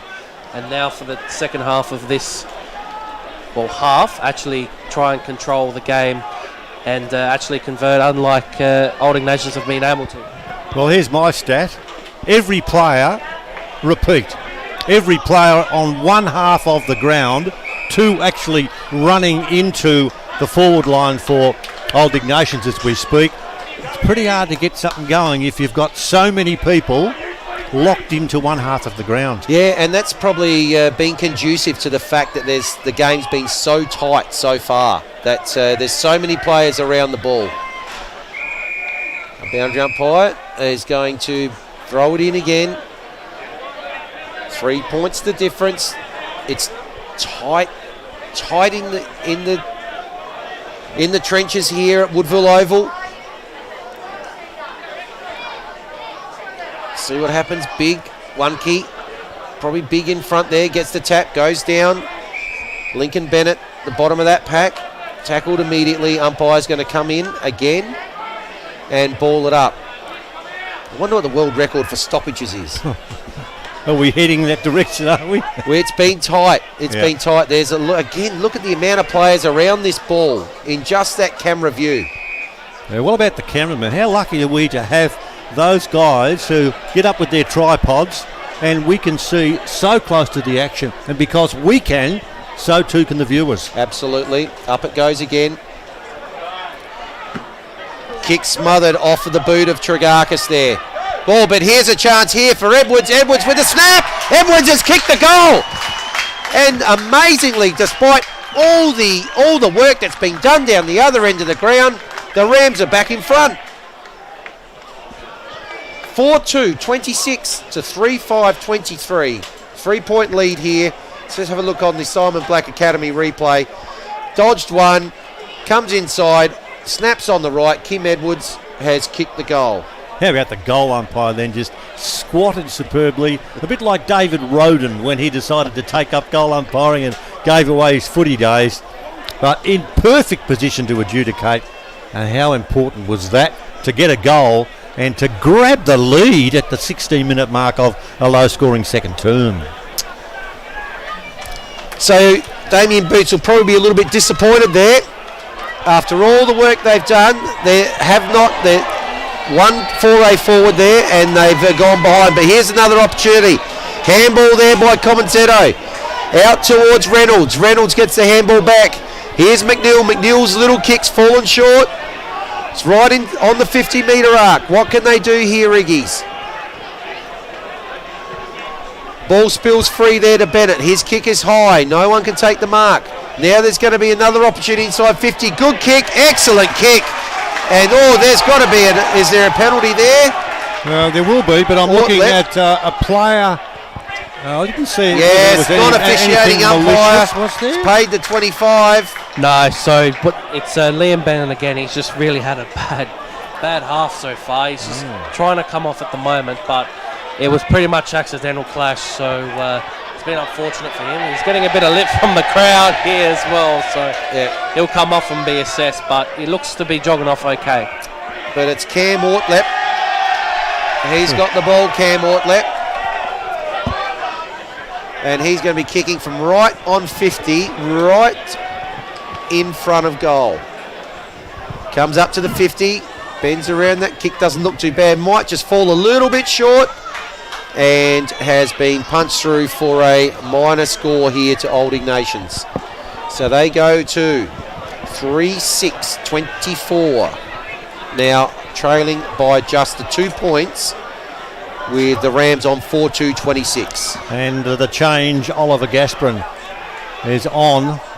He charges on, and there's, a bit of noise for him. Ball kicked across towards half-back. Jack Armfield. Neat and tidy. Now they can set something up. Iggy's here, the ball at centre wing. Neat and tidy, all right, Ferrari. That's Hugh Ferrari at centre wing. Now there's a cluster up forward, so it's 2-on-3. The big leap is unsuccessful because the man staying down was Kim Edwards, who took the mark in defence for Glenunga. And the umpire is waving him on, so that's a floater. Back towards the centre wing. Up there for one hand there was Shaw, couldn't drag it down. Umpire blows the whistle quickly and we'll get across and we'll have a let's start again at the 19-minute mark of the term. Not much in terms of a score ticking over. 4-2-26 to 3-6-24. It's Glenunga in front. Goal apiece in this second quarter. Out of that, the ball is spilling over the boundary line there in front of Centenera. And boundary umpire will come and throw it in. In it comes. Close there. Staples applies the tackle. Ball spills free. Umpire will come in and ball it up again. This game we're just waiting for it to break open. Who is it going to be that's going to break this game open? Wonky pushes his opponent out. Gets the handball. Picked up there well by Edwards. He's having a good 5 minutes, Edwards, here. Unable to take the ball there, McMahon. Had 2 goes at it. Now it's Iggy's. Getting the ball up towards half forward. Just overrun it there, Brunoli. Probably looking a bit more at the man than the ball there, but now there's a pack there. Umpire's going to call holding the ball, and I think that's actually going to be paid there against Bradley Jones, and it is. So Glenunga here with another opportunity here. Ball will probably come out towards centre wing. Getting plenty of good advice there from the Iggy's faithful in front of him there, Peter. Yeah, some of the noises that are being made, we will not put to wear out. And I won't tell you why, but I'll guess that it's a little bit noisy, but that's all right. You're allowed to make a noise when you're at the football. And when you're at the football, seeing someone like Nicholas Wonky, why not make a noise? To half forward, smashed to the ground. A bell runs in, can't gather. He's a Glenelg player wearing number 11, and there will be a throw in as we tick to the 20.5-minute mark. Just 2 goals kicked in this second quarter. So we mentioned earlier on Vinny, that first quarter wasn't going to go a long way. Well, in terms of time, we've only had 2 goals kicked so far in this quarter. Only the 2, and that's going to just go over the boundary line at half forward. There looks to be some good news on the Liam Bennett front. He's just looking to be able to come back onto the ground in a short moment. He's looking to be walking around all right, so he must have gotten the all clear from the train. Well, he copped a battering in the first 5 minutes a couple of times. Probably a bit unlucky. The third time lucky, he did get a free kick. Ball at half forward for Glenunga. Just had some excellent news text through to me that Hungry Jack's is open at half-time. Hungry Jack's, 2 blocks away, is open at half-time. Are you interested in that news? That one at Port Road has been there forever too. So we just across about 200 metres from the ground. Very happy for those who are looking for a half-time snack. Looking at we me, just, I hope. Just get Nick to keep an eye on what's happened here with one of the Glenunga players down. I think that looks like it's Alex Harron. That might be just coming off, looking a little bit groggy. We'll get Nick to report on that at half-time and let us know. But I think he just copped one there in the... he's going to come off. Going to try and get him off over through the interchange. Play goes on. He's been replaced by Lincoln Bennett, but he's a little bit of a knock to the back of the head. So Nathan Grimer didn't say anything. He walked past. He looked at him and he kept on walking, the kid. And I think the coach must have said, "Come on, toughen up, Princess. You'll be all right. Let's check you out at half-time." Well, it won't be long till we hear that siren. 22 and a half minutes, maybe a minute or 2 to go. Glenunga pressing. They have the lead. Taken straight out of the ruck there by McMahon. Ball close to the boundary line again, and over it goes again. And we will repeat. Every player within probably 50 metres of this ball. Every player within a kick. McMahon again. Takes it out the ruck. Kick smothered. Ball spilling forward. Only about 5 metres out. Very dangerous position. But Iggy's with a couple of handballs. Baby to get the kick out towards half back. Pack at half forward. And then now there's an Ignatian player down. He gets up a little bit groggy. Just quickly, lads, it's 17-7 Glenunga's way in terms of the hit out, so they're really taking the ascendancy in the ruck hit outs. So James Wunke doing a very good job.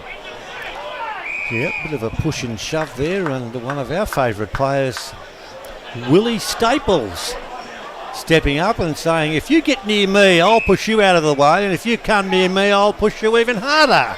It's good to see. They're still at it. Up it goes.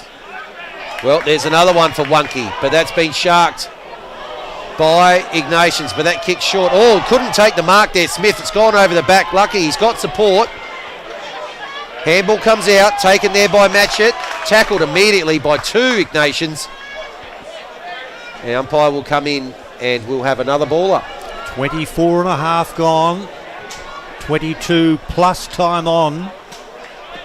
4-2, 26, 3-6, 24. Tight game. We'll analyse it at half-time. Who'll be in front?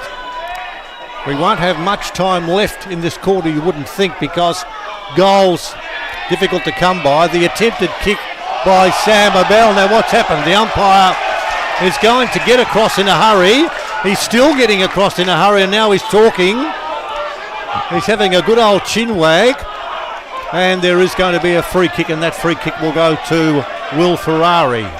Well, it's very interesting there. Jack Scott got the forearm up as he was getting tackled, and then 3 Ignatians actually come and actually made him earn when he had the ball and brought him to the ground. Kick long in towards full forward off the boot there of Santorina. Pregnant pause. The crowd all of a sudden decides to become quiet on song. And there'll be a bounce. 25 and a half gone. Oh, how good would it be if this was the last quarter? 25 and a half gone last quarter. And it's a 2-point ball game. Glenunga 4-2, 26. And the Ziggies, or whatever you want to call them, They're 3-6-24. So, quick kick out from defence, goes towards the 50. Oh, a couple of Iggies there spoiled each other. That's allowed McMahon to get the handball out. Now they're running through the middle here. Another handball comes across here to Bo Schwartz. His kick is high. It looks like that's going to be... Oh, excellent mark has been taken there in defence to thwart that opportunity for Glenunga. They really probably should have done a little bit better then. They had numbers streaming forward. So the kick comes out towards half-back. Well then taken there by Centenera. His ball's out wide. Now towards half-forward, but it's going to be intercepted. And just checking what the umpire's doing here. Yes, I think it was. Out on the full. Tregarca's going to take it. That's a lovely, good long right leg kick to half-forward. Punched off the back of the pack, and that will go over for a boundary throw-in. The noise that you hear very shortly, my friends, will be the blast of the siren. We've gone 27. We've had 2 goals kicked in this second quarter, 1 each. Surely the siren will sound and we'll be able to evaluate the first half of this grand final. It's at centre wing at the moment, the ball. Good knock away there by McNeil for Iggy's. The little fella's on the run. We like him. Staples kicking towards full forward. And the fall over, well, I think was that in the finish, falling over was our mate down there in Wunky. And Ryan took the grab and will take his time at the 27.5-minute mark, back towards the half-back line. That's a thumping tackle, which might have been a little high from where we can see it. That was William Staples who put the tackle on. The hand pass will come back to McMahon. McMahon with that player for Iggy still down in towards full forward. No one can take the mark. It's cleared out, and a good grab taken by Kim Edwards. I think he'll be paid it. And whilst I'm getting excited about Kim Edwards, there was a pretty vicious tackle that was high. Now, is there going to be a kick? Umpire didn't pay that mark. No, umpire didn't pay the mark. Must have been off the boot. Yeah. And we'll try and see, Vinny, if we can, because the player who was decked, look, there was certainly high contact, but there was no free kick. And it's number 14 down there. That's Will Ferrari, who's up and about. And what an end to the quarter then. I thought that Edwards looked like he'd taken the mark, but obviously not. So it's 3-6-24 to 4-2-26 at half-time in the grand final in some sort of a scrap, even though the scoring's not on song. The footy's pretty tough. Well, I tell you what, if it stays goal for goal here, even though there hasn't been that many scored, we're really looking forward to a magnificent second half. So it's 2 points of difference. So Glenunga's lead has been trimmed from 5 to 2 points here at half time. 4-2-26. Old Ignatians 3-6-24. And I would think that I cannot split these two yet, Pete. I'm not sure which way this one's going to go. Well, there's plenty of noise from down below, and I would suggest that the significant noise comes from the Old Ignatians supporter group. Haven't they had a day and a half? They've been playing all over the shop, calling in at football grounds because they're in the grand final. And it's been, well, an understanding from the respect that they've gained in the community, the football community, as to how good they are, and the protection of the ownership that Glenunga like to have with the football that they're experiencing. It's just too tight to call. It is too tight to call. Anything you can report from down on the ground, Nick? So not at the moment. So both players, we'll start with Alex Haran, who finished off the rest of the quarter on the bench. So for both players, as we noted before, Will Ferrari looked to have a bit of a shoulder incident there when he was taken down in a tackle. So both players will have to get an update before the start of this, the third quarter. So the time clock's still going. It's out to 30 minutes and 30 seconds, but this game is certainly over for the first half. And that tells us that the Rams, the minor premiers, are leading by 2 points. We're going to go to a short break, and we'll have some analysis of the first half when we come back. Half-time here in the Breakthrough Mental Health Adelaide Footy League Division 2 Grand Final. It's 2 points of difference. Glenunga Rams 4-2-26 leading the old Ignatians, or the Iggies or the Wolves 3-6-24. So at half-time it's been a tight game. 5 points the lead was to Glenunga at quarter-time. They now have had that reduced to 2 points, and we really are no closer to being able to pick a winner in this one. No, that's a good call. And look, you said with sincerity, and I know whenever you speak on air, you speak with authority and conviction, and it's to do with mental health on the occasion while we're here. And I don't mind saying this because 2 years ago, during this week, we lost a super person and a person that the football industry loved, and that was Danny Frawley. And I had the pleasure of growing up with Danny in Bungaree and Ballarat, following his fortunes with St Kilda, prior to that with North Ballarat. And then, of course, he was just such a funny guy on the bounce, on the television show every week with Jason Dunstall. But he had his flat spots.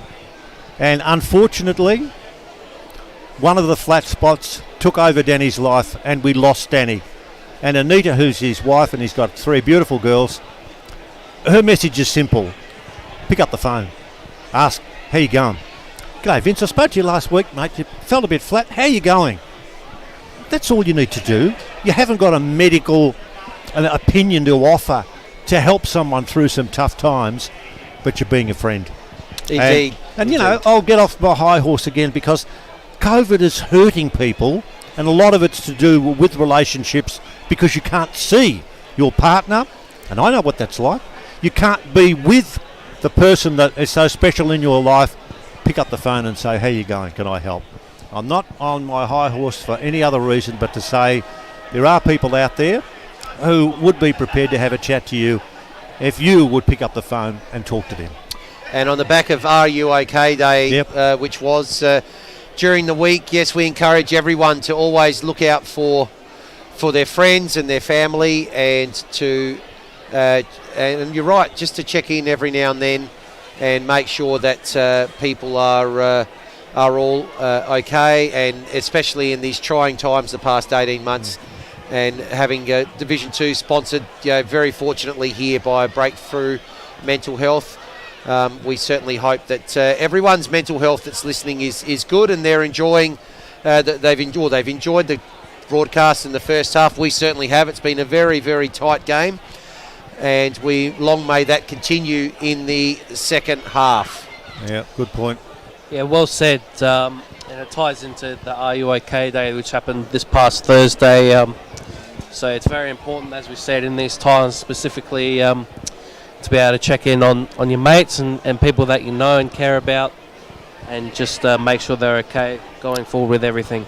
True. But before we delve into this game, just some scores from other grand finals. So in the Division 5 grand final, we've got Paraka 2-3-15 trailing Kenilworth 3-2-20. And in the Division 1 grand final, we've got Prince Alfred 6-5-41, who lead Payneham Nord Union 5-3-33. Close game there in Div 1. In fact, both of them. Yeah, both true. close. Both close. They're the two that we've been able to report on. I got a message through from Patrick Keane, who used to be the media and communications officer from the AFL. Yep. Champion man, doing it tough because he barracks for Geelong. But it was good of Patrick just to say hello and to pass on how much he's enjoying the coverage of the football.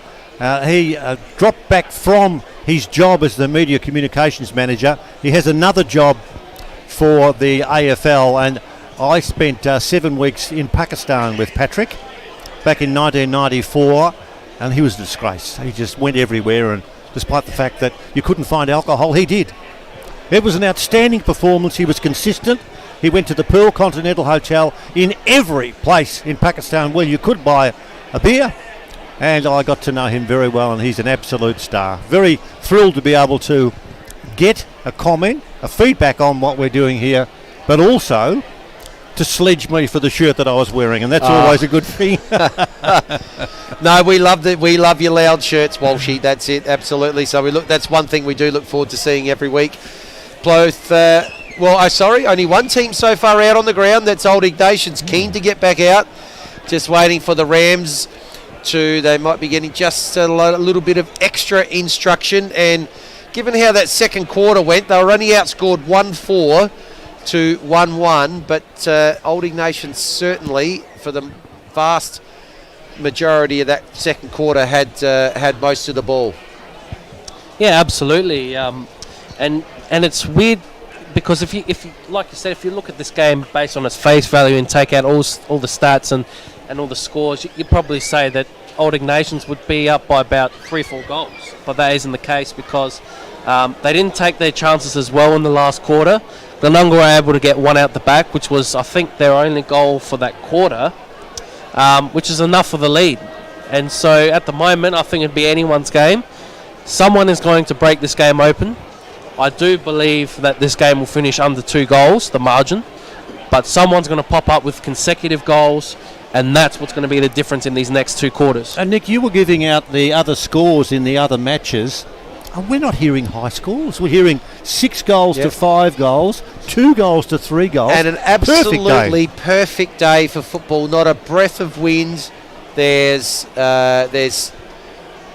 sun shining, a little bit of puffy cloud, but absolute sensational conditions here in September. And all the games that we've heard so far have been very, very tight. And we've got the Rams back out, both teams. Gee, it's just interesting. They've come out. They've basically done no warm-up. They've huddled up. And now we see, even looks like Nathan Graham was just running out on the ground. He is just with Michael McMahon, the leading goal kicker, coming in to actually offer some instruction, a few words, and then he'll come back off the ground. That back, didn't he? What?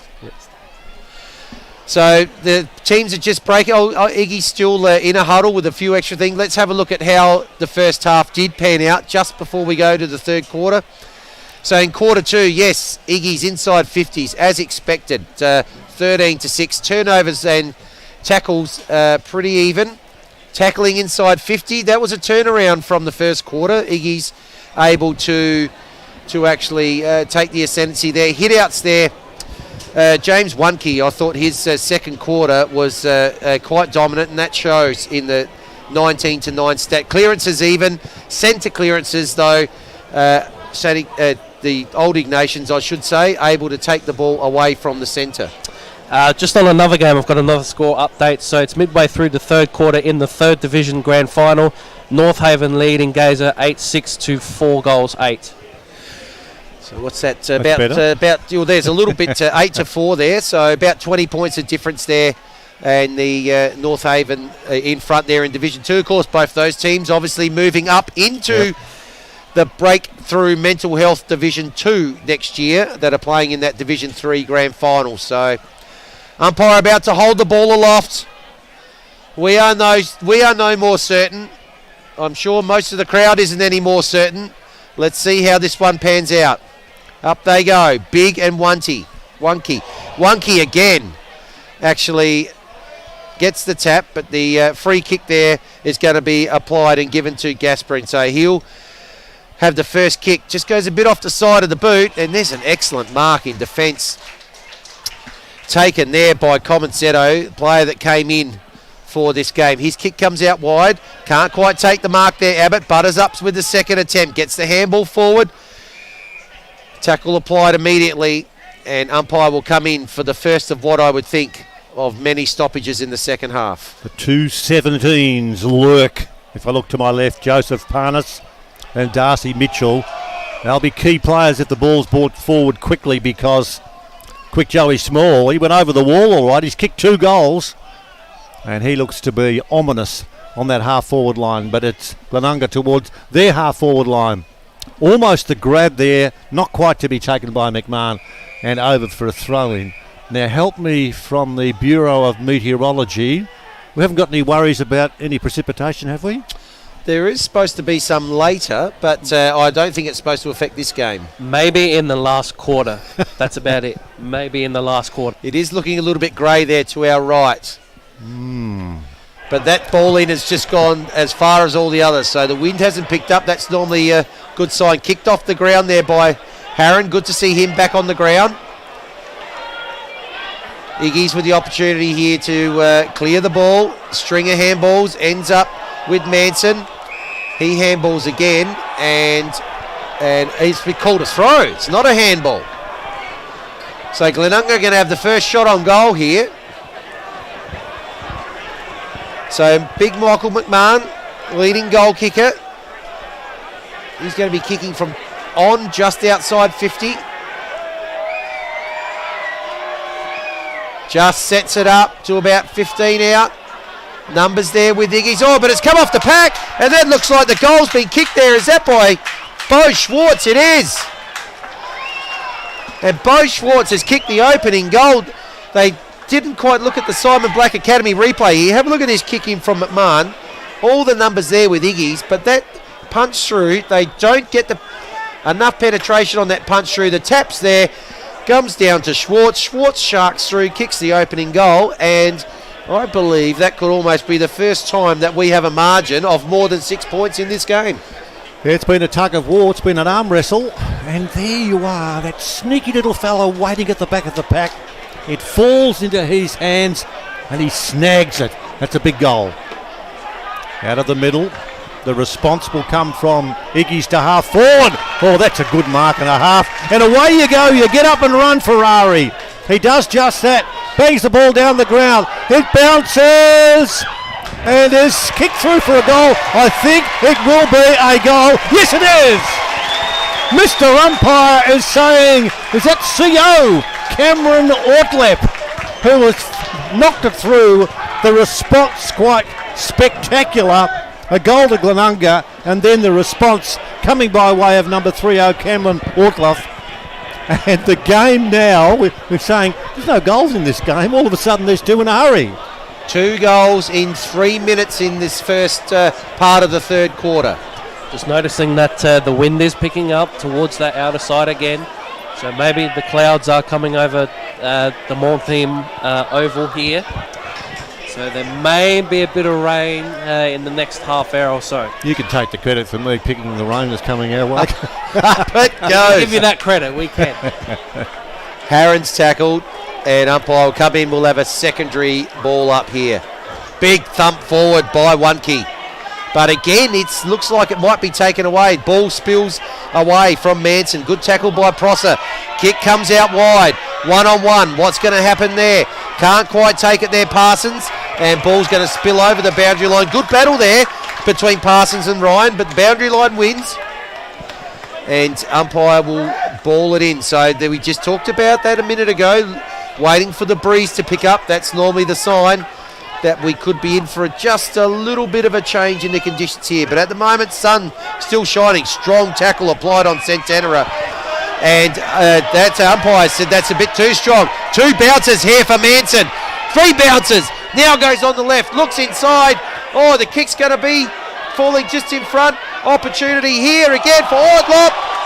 What's he done? He's kicked the goal! And suddenly, 2 goals, bang, bang, Ignatians back in front. Ortlepp, 2 goals in 2 minutes. Let's have a look at the Simon Black Academy replay. Has a look, does the dummy, strolls in, Iggy's in front. Just quickly, lads, there's been 3 inside 50s combined for this quarter, all turned into goals. So making the most of their opportunities going inside so far. I think everyone has seen those dark clouds off to the right of screen, and suddenly there's a hurry up. Oh, this is good stuff. This is what you want. You need goals. Crowd loving it. Iggy's will go back into attack. They have ignited. Ball to centre wing, and they're going to make some movement. Running around off the man on the mark. There'll be a kick taken in towards the half-forward line. Umpire watches. A good tackle on Jack Scott. There'll be a bounce. First goal of this term kicked by Glenunga. The next two kicked by the side that's now back in front, Old Ignatians. Over the shoulder is the call. Umpire is going to adjudicate, and the free kick goes to Scanlon. Scanlon, danger! Kicked across the face of the goal front or into the middle. McMahon knocks it forward, kept on running. He does a bit of pushing. He drags the player off. Handball on. Here you go, Parsons. Parsons will wait for him, but will you run? You will. Will you kick a goal? Of course you will. Well, that's Parsons. He slams it through. 2 goals each in this frenetic start to the third quarter. An easy one. Not a lot of massive cheering or anything then. I thought Parsons got it. He's going to go whack and kick it a fair distance, but he poked it through, and this game really starts to, well, get us involved. Glenelg 6-2-38. Old Ignatians are 5-6-36. 7.5 gone in the third term. 4 goals in 7 minutes. We were crying out for it, and the game has delivered.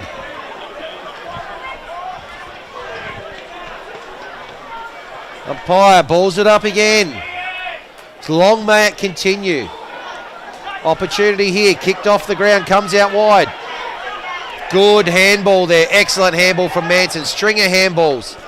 Now ends up with a kick inside 50, one-on-one battle. Can't quite take the mark there. I think that was Jones, goes with the handball. Ends up here with Big Tim Big. His kick inside 50. Which way is it going to bounce? It could end up here with Abbott. Abbott kicks the goal! It's goal for goal here. We've had 5 goals in 8 minutes. This is unbelievable, the turnaround in this game. 5 goals in 8 minutes. You have to say to yourself, the instructions from the coaches during the half-time break, all right, the game's tight, the game's close, but it's attack so far in this third quarter, and it's fantastic. And the streak lives on as well. Scores per inside 50 still remains at 100% for each team. This is amazing stuff. It's just what we wanted. We wanted scores on the scoreboard. We wanted the guy up in the scoreboard to be kept busy. Now there's a free kick down the ground out of that centre. The infringement and the free kick will go to Glenunga. A long thumping kick, Wonky. No, off the back of the pack. Who's going to be quick enough? It's trundled across the white line and through for a behind. What's going on with behinds? We don't want them. We just want goals.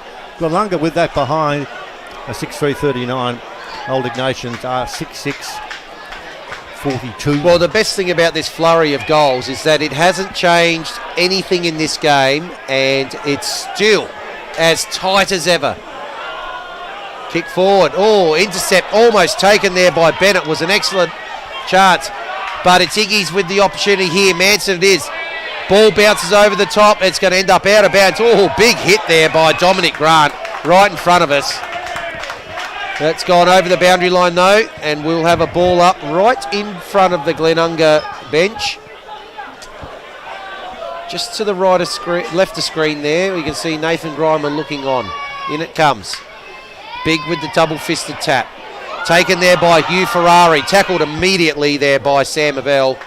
And umpire will come in. Just a little bit of a lull after such a frenetic start. Up it goes. Tapped again by Big. Manson can't quite take it. Applies the tackle. Oh, it's sharked beautifully off the pack there. And around he goes, Ed Shaw. Gets the handball. Ferrari. That's Will Ferrari. Series of handballs here. Ends up with McNeil. McNeil's kick inside 15. A mark's been taken. Excellent work here. Cameron Ortlepp. He's on a hat-trick. Looking for his third goal in 6 minutes here. Cameron Ortlepp. He's going to be lining up slightest of angle, going to be kicking from about 40 metres. Let's see what he can do. And for the first time, he could actually give Old Ignatians a lead of more than a goal. Umpire has watched that go directly over his head, and Cam Ortlepp has just hit an absolute purple patch. 3 goals for him in 6 minutes, and that gives Iggy's a lead of 9 points. We spoke about it at half-time just before the third quarter that someone, we didn't know when, was going to open this game up for either side, and at the moment it's Ortlepp who has opened this game up for Old Ignatians and put them in the lead. Yes, stand up, CEO. Go Cam, you good thing. Ortlepp, 8. He just went for it. 3 goals in this quarter for him. And now the test. Now it's thrown to Glenunga. And Nathan Grimer and getting his troops together, running onto the ground before the start of the third quarter. What can happen in this game that's got twists and turns? James Blunky picks the ball out of the middle. It bounces towards the boundary line and goes over for a throw in, and the crowd is hushed, waiting for the next chapter in this book. It just gives everyone a chance to take a breath. But, you know, in the context of the game, after they kicked the opening goal through Schwartz, they had an 8-point lead. They now trail by 9. Ball on their forward 50 though. This has just been punch for punch this quarter. Can they counter punch again, the Rams? Up it goes. Taken out of the ruck. Kick forward. Get under that one. Odd bounce. Good handball here. That looks like it was Ferrari again. String of handballs. Excellent handball there. That ends up with Reynolds. His kick partially from the good pressure applied by Glenunga. Now there's a kick out wide. Looking there for Dominic Grant. It's going to actually just a little bit too wide, and the relieving free kick here will be taken by the Rams. And there is absolutely no doubt that the breeze is picking up. If we look around now and we see the trees away to our right, and there's no doubt that there is a decent breeze. I'd love our guys at three-quarter time when the huddle's there, just to give us a bit of an idea down on the ground, because this third term, we've had, 4 goals to 2. I reckon there's a bit of breeze and there's a bit of precipitation heading in our direction. Free kick for holding the man. And we're going to see the Iggies, who have kicked 4 of the last 5 there in a hurry. They're playing the game now on their terms, and they lead now 7-6-48 to 6-3-39 after 14 minutes. So after such a flurry of 5 goals in around about an 8-minute period, we've just had a couple of minutes here where the chess moves are starting to occur. Looks like what that period has done has probably given both coaches the opportunity to get their runners out and actually change maybe a little bit of structure or a couple of positional changes, and it's just tightened up here again. But the ball's inside the Rams 50 at the moment. Handball comes out. There it goes to the shot on goal there, taken by, I think it was Bo Schwartz again, and that has missed, so that's a minor score to the Rams. They go to 6-4-40, trailing by 8 points. Love the interview that Nick had with Damien Boots, the coach, before the game. In control, knew exactly what his charges had to do. And Damien looked at him and said, "These boots are made for walking." And that's just what they'll do. And they have done just that. Very impressive. Kick towards half back. Half. Magnificent grab taken by McNeil. How about that for a mark? He lands. Did he hurt himself? The man who was protecting the mark was Staples, who couldn't get near it. Oh, another big pack. Kick in towards the half-forward line, and that's equally as impressive. That's Kim Edwards who takes a grab. A couple of great grabs right in front of us here. Edwards with the kick. Let's see what happens in this pack. Off hands. Shark there by Hugh Ferrari. Tackled immediately there by Samuel Parsons. And we will have another ball up here at half-forward for the Rams, trailing by 8 points. 15 and a half minutes here gone in the third quarter. Comes out towards the boundary line. Ferrari can't quite get it. Well, Brinoli there, he's been always involved in a little bit of altercating, as we could say, on a couple of opportunities when he's had the chance. In it comes. pushed out surely there, Wonky. This time he's given away the free kick, and it'll be Parnas here. All's almost going to do the dangerous kick across ground, but decides to go down the line. That kick holds up in the breeze a little bit, but it's a fantastic mark. They're taken by the man of the third quarter, Ortlepp. His kick goes out wide. 1-on-1, right out close to the boundary line. Handball across. Kick smothered there by Compensato. Smothered goes across the boundary line, and we will have a throw in. Probably half forward here for Old Ignatians, and they hold an 8-point lead. And I'm going to be very, very unfair with a question I need to ask you because of your knowledge and me just learning the caper. St Ignatians are doing so well today. They are enjoying some sort of a stellar day. If they got this one as well, that'd be some sort of record, or would it be the number of grand finals won in the one day? There probably has been a situation where a club has probably done the hat trick on the day, probably in the past.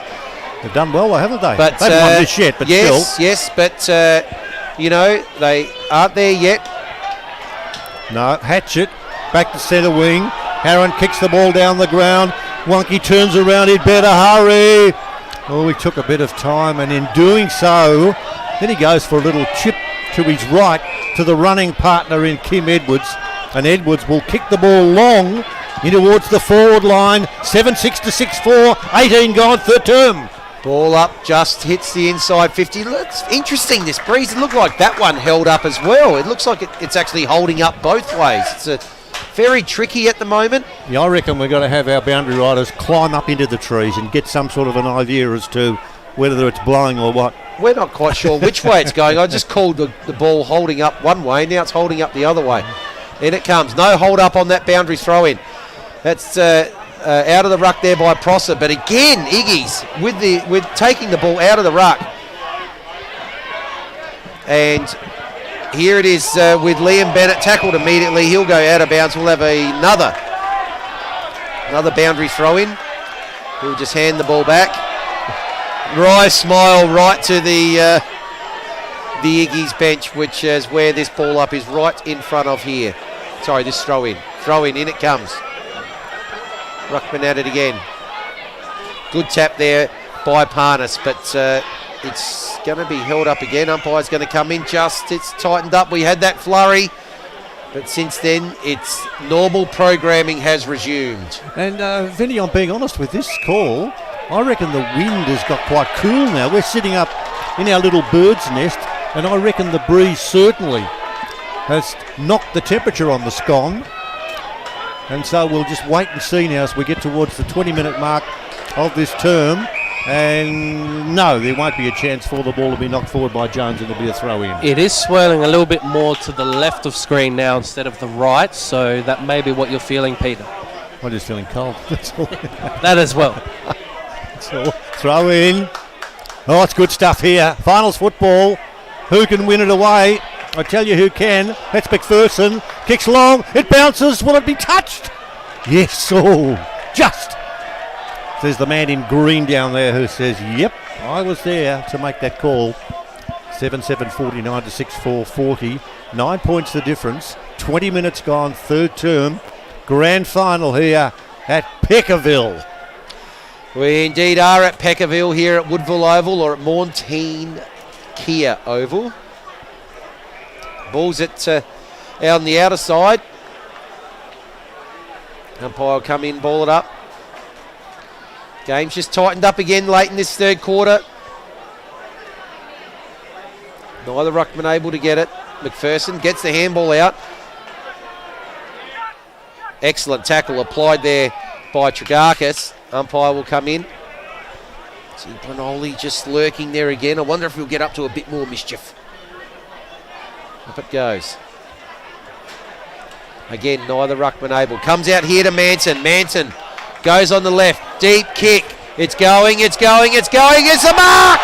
Mark being taken and slammed into the post there. And it's Ortlepp again. What a kick, though. How long did that kick go? No breeze on that kick. That would have went 60 metres. And Cameron Ortlepp 1, 2, 3, 4 for the quarter.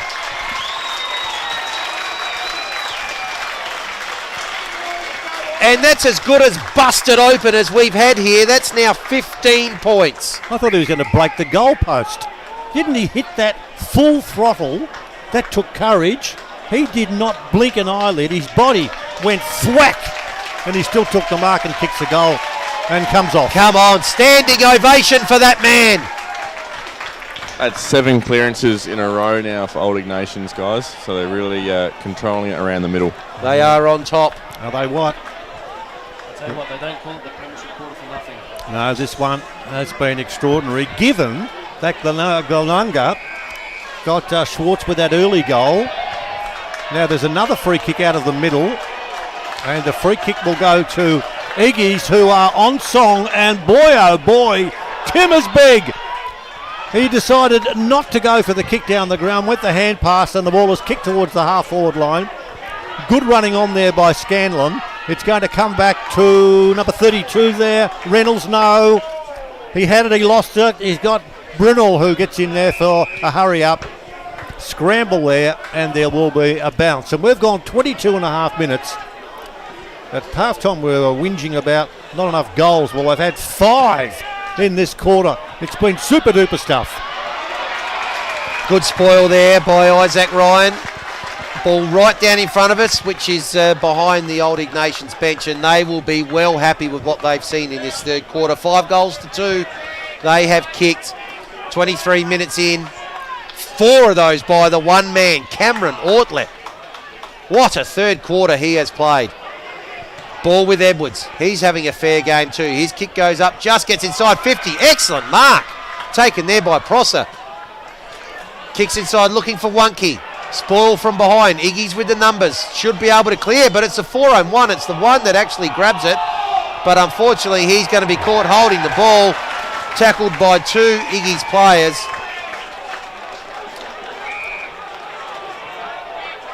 And there's going to be a free kick here that's paid that. I think that's Isaac Ryan there who's going to be taking the free kick. We'll slow it down there. They'd be well happy with their 15-point lead. Getting deep into this third quarter. Just goes short. They're going to kick out towards the outer side. That kick's holding up a little bit in the breeze, but mark's going to be taken. It's going to give the players time to get across the other side of the ground. Kick towards half-back. Oh, good intercept mark. Taken there by Tragakis. He wastes no time.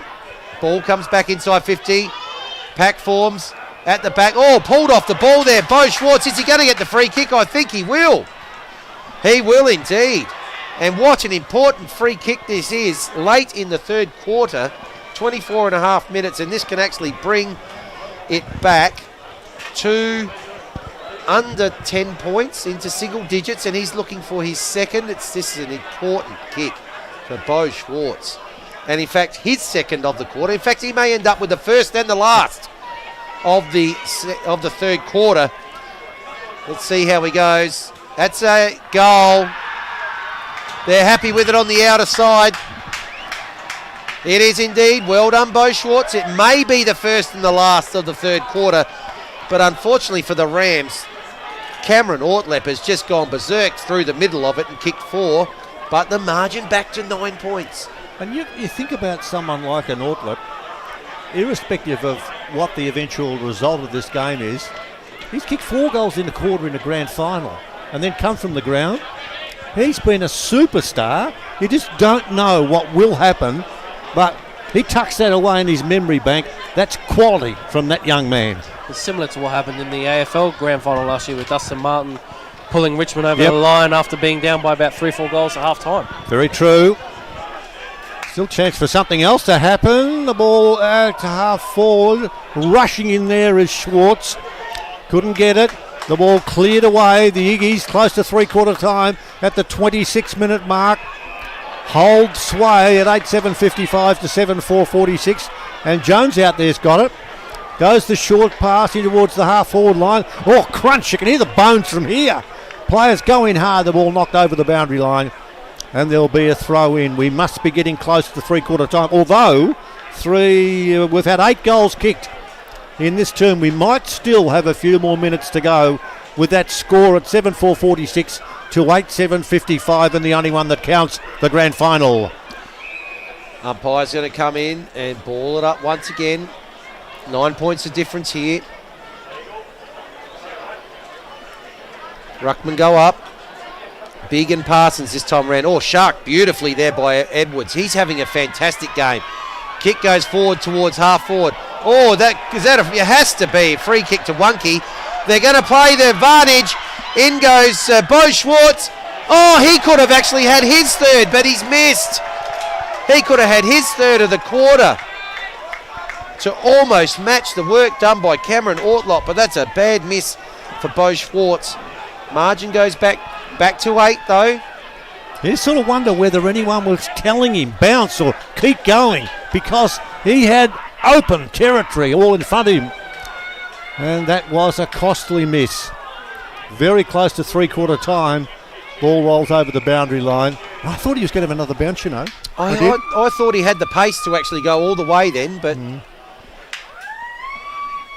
never mind. Sounds like a fire engine down below, but I don't think it is. No. Boundary throw in. 28 gone, third term. Tight contest. Who'll win it? Good gather. Well done there, the kick by Edwards. In towards half forward. Knock back. A bruising tackle on McPherson, who tried to break away for the Iggies. Couldn't do so. And it'll be a fresh start here at the 28-minute mark of the term. 8-7-55 to 7-5-47. 8 points the difference. Ball on the outer side. First one there is Harron. Tackled by Reynolds, and the ball spills over the boundary line. There's the right in front of the Rams faithful over there. They would have been a bit worried halfway through this quarter as Ignatians were able to pile on a number of goals in a row there, off the back of that fantastic effort by Cameron Ortlepp. But they're inside 50. There's probably a little bit of time left. Wouldn't be a lot, but they're a chance here. Over the top, Parsons with the tap. Is that... I think it's over the boundary line. Over the boundary line. They're not paying a free kick. It looked like he might have been grabbed a little bit high there, but plenty of choice advice words there as well, as always. So it's going to come in. It's going to be Big and Parsons again. Actually taken out of the ruck there by Mitchell. Now it's with Edwards. He gets the handball there to Bonnie. Bonnie tackled immediately. He's going nowhere. And the free kick there will go to Cameron Ortlepp. He's just been everywhere. Yes. Do you reckon that's a fair free kick, though? The prior opportunity was 0. I don't know. Look, it was a good tackle, don't get me wrong. But, yeah. Here's our mate, who came back onto the ground and went into defence. But he's going to stay there, and we're just waiting for things to get sorted. So Parnas has just come on. Tim Big just with maybe a couple of drops of claret to be attended to. But here's Ortlepp. Kicks up towards the wing. Big pack flies. Big spoil there from Bennett. Ball out towards the boundary line, taken over the line before Grant could actually keep it in. Right smack bang on centre wing here. Have a look. You can see that centre line there for the middle of the ground. Over it goes. Ooh, grabbed out of the ruck there by Parsons. Gets the kick forward. Excellent mark. Take it in defence. Well done. I think that's Will Ferrari there. I'm waiting for them to put their numbers on the front. Back up towards centre wing. Oh, great. Big pack. Probably 6 or 7 players there. It's going to get spoilt over the line. Couldn't quite keep it in there, Liam Bennett. 31 minutes. And yes, the game, unlike the second quarter when it had 30 minutes 20, and that was after everyone had gone inside to the change rooms. It's 31 minutes here, and we are still going. Right. And I've got a theory on this. which I'll produce in a sec from the boundary. So when it's belted back towards where the boundary line is and over. Let's go 2, 3, 6. That's 6 goals to one end and 9 to the other. 6 goals to one and 9 to the other, and the 9 are to where Glenunga will be kicking in the last quarter. And that means absolutely nothing. Well, there you go.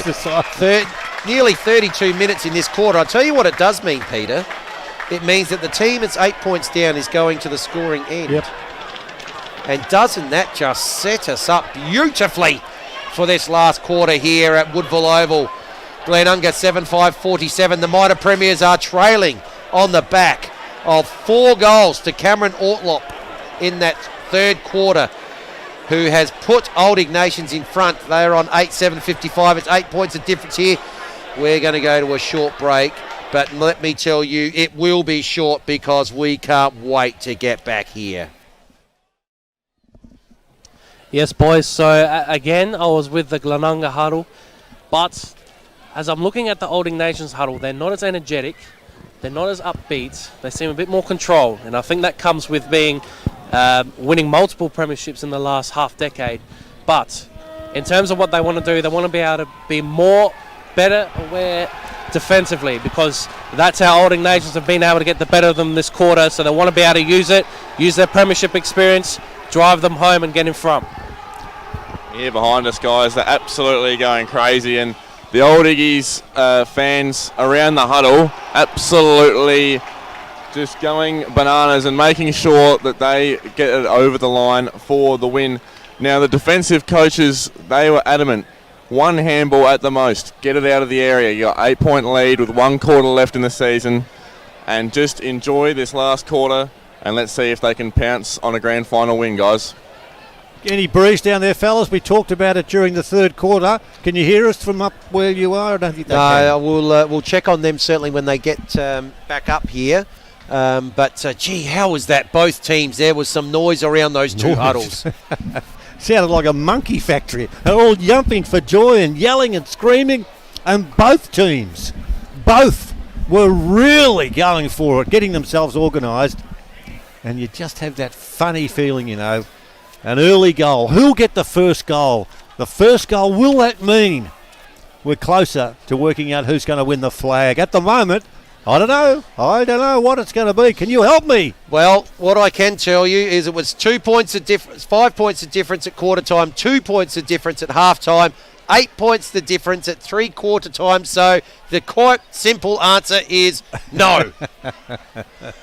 Oh, I what can't a day. help. I can't help. They're waiting football. for this massive Iggy's crowd that's got to go through the gate to get off the ground. So just got a little bit of a lull here for probably 30 seconds. There must be 150 people here trying to squeeze through that one gate. Now just down here in front of us. As I tell you what, there's going to be some noise on that hill to our right if they're up and about here, Old Ignatians. So they've got a loose man in defence to start the last quarter. Glenunga, they've got in defence Liam Bennett. Yep. 8 points behind. That's a little different. Well, it might be because it might be actually something that's you look at obviously the down the other end of the ground, and there is the spare player. So it may have been initiated there by Old Ignatians, and Glenunga have decided that Bennett can stay at halfback. They won't man up to do a 7-man forward line. They'll play the spare player in defence as Old Ignatians are, and see which and we'll see who's the first one to buckle. So umpire holds the ball up. We've got 1 quarter to go in 2021. Ball's tossed in the air. Who'll grab it out of the middle? Brunel went in hard, couldn't take the ball away for the Iggies. Let's do it again, says the umpire. The lads in green, as is their wont, and all of the umpires throughout this busy season. A credit to Colin Rouston and the troops for their performance, their participation in keeping this going as we have another scramble. I still reckon that first goal, it's worthwhile buying. That could be a good one. There'd be shares in that first goal, you're right. So the kick forward there by Staples on the left. Ball now at half forward, battling hard there, Parsons. Now the ball comes inside 50. Wonky caught behind. Look at them go. It's a racehorse. That might have been Ferrari. Pushed in the back there was Grant. Ball goes through. It's going to end up out of bounds on centre wing. As we have a quick look while we've got some stats there. Anything that points out? Look, we got no. Hit outs again in favour of the Rams. Clearances even, centre clearances. This time, Rams able to get a bit more purchase on the centre clearances. So, back to the action. Well done to the stats gurus who've had their flashing biros working overtime right throughout a busy season. No one can take the ball. There's a good tackle from Parsons. Oh, he went in. Parsons knows all right. He threw the ball in. And the Iggy's player was there, but the tackle was full of venom. It was legal. Ball punched away out of that toss into the ground. No one can gather. Gee, they're ruthless with their tackling down there. It's you get the ball and I'll jump all over you and I'll do it legally. And that's what's happening. And the gathering of the cheer squad is right under the scoreboard. Ball just inside the forward 50 for the Rams. Can they get the first goal? Breaking the tackle. String of handballs. Still tight and tough inside 50 here. No point given by either team. Umpire's going to have to come in and adjudicate here. Take the ball away and ball it up.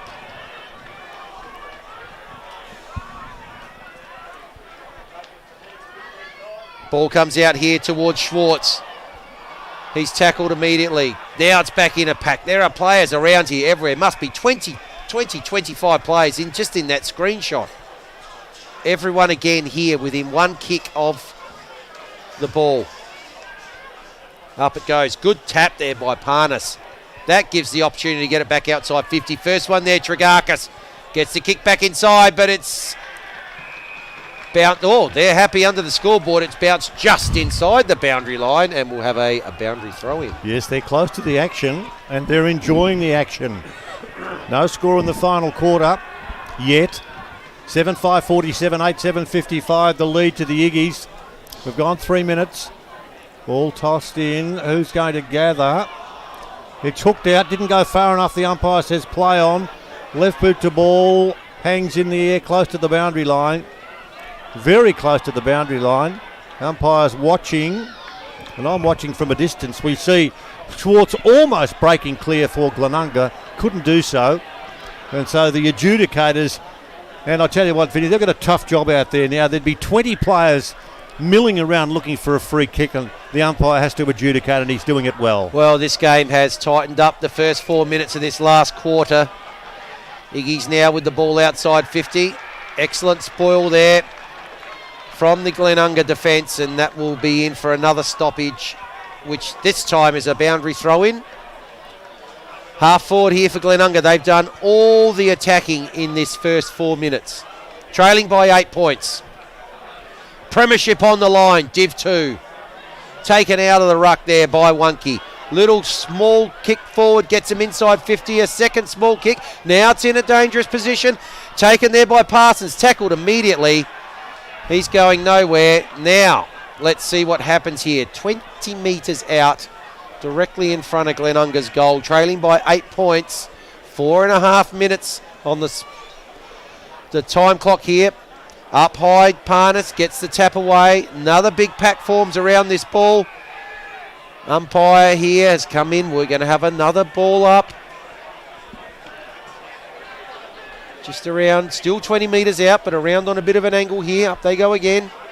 Parnas again with the tap, bouncing around. Ends up here with McMahon. What can he do? It's gone through his hands. Brunelli applies the tackle. Oh, is that holding the ball? Not paid. Umpire didn't see it. Tackle applied here by Staples. He's just letting Dominic Grant know about it too. We're in a 10-pin bowling alley here. Players getting rocked and rolled all over the shop.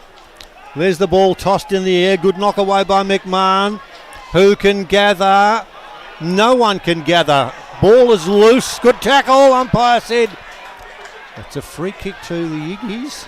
Now, what happened there? Well, I didn't see the kick. Well, it's going to be Cam McPherson takes his time. 8 points the difference, 6 gone final term. He's short pass. Good grab. That's a good grab. That's a slips catch. That is a Virat Kohli for India saying, catch that one. He did. In towards the centre. Here's the man. Here goes the man. The long kick down the ground, Ortlepp. That's a good kick. It's marked down further by Parnas. Parnas kicks in towards the forward pocket. Clears the pack. It bounces. Shot at goal. It's looking pretty good. It's a goal. On the move. He drives a Ferrari, this kid. And he's poked it through. And despite 5 minutes of interaction at one end, that wasn't going to work. Iggy's got up the other end and kicked a goal to be 9-7-61. Glenelga 7-5-47. Run as fast as you can. Hugh Ferrari changes gears and kicks a goal, and maybe, just maybe, might have kicked the Iggies to a premiership. Well, big call there from a very experienced man. But that leads out now to 14 points. 9-7-61 to 7-5-47. What do the minor premiers have? Div 5 they won in 2017. Div 4 in 2018. Div 3 against their opponents today in 2019. Let's see if they can do it again. Kick inside 50 by a Bell. Player held there surely by Wonky, and relieving free kick will be taken here by Murdoch. Aussie Murdoch playing his 150th game today. What a massive reward that would be on for a premiership and a milestone.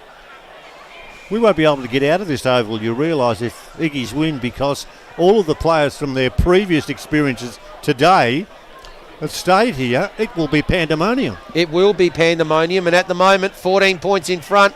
They are in the box seat. Kick forward there by Prosser, inside 50. Umpire, this looks an opportunity here. Tried to break 3 tackles there, Harron, but eventually the ball is cleared. 1 on 3 there, and it's the one for Iggy's that actually is able to neutralise that contest. That was excellent work. Last player getting up there just a little bit gingerly, James Wonky, the ruckman. He'll obviously go up for this contest against the mummy, Tim Big. Knocked away. Big did all right. Who's there to grab? There's a free kick for holding the ball. No. Umpire says play on. Probascus had it, but not for a period of time that was long enough. Free kick to the Iggies at centre wing out of side. And 20-odd players just swarm down the ground. He runs close to the man on the mark. Barrels a long ball in towards the half-forward line. Good defensive work there by Bonnie. He had it. Couldn't quite get rid of it. Hand pass wide. Gee, there's too many Iggies. There's too many Iggies. And one of them who crept in. He should have taken his time, Ortlepp. He had the mark. He went to handball. Why did he do that? They've lost the ball and it's gone over the line for a boundary throw. He was too unselfish on that occasion. He should have just gone back and had the shot for goal. Yes, we could see the player running past. But,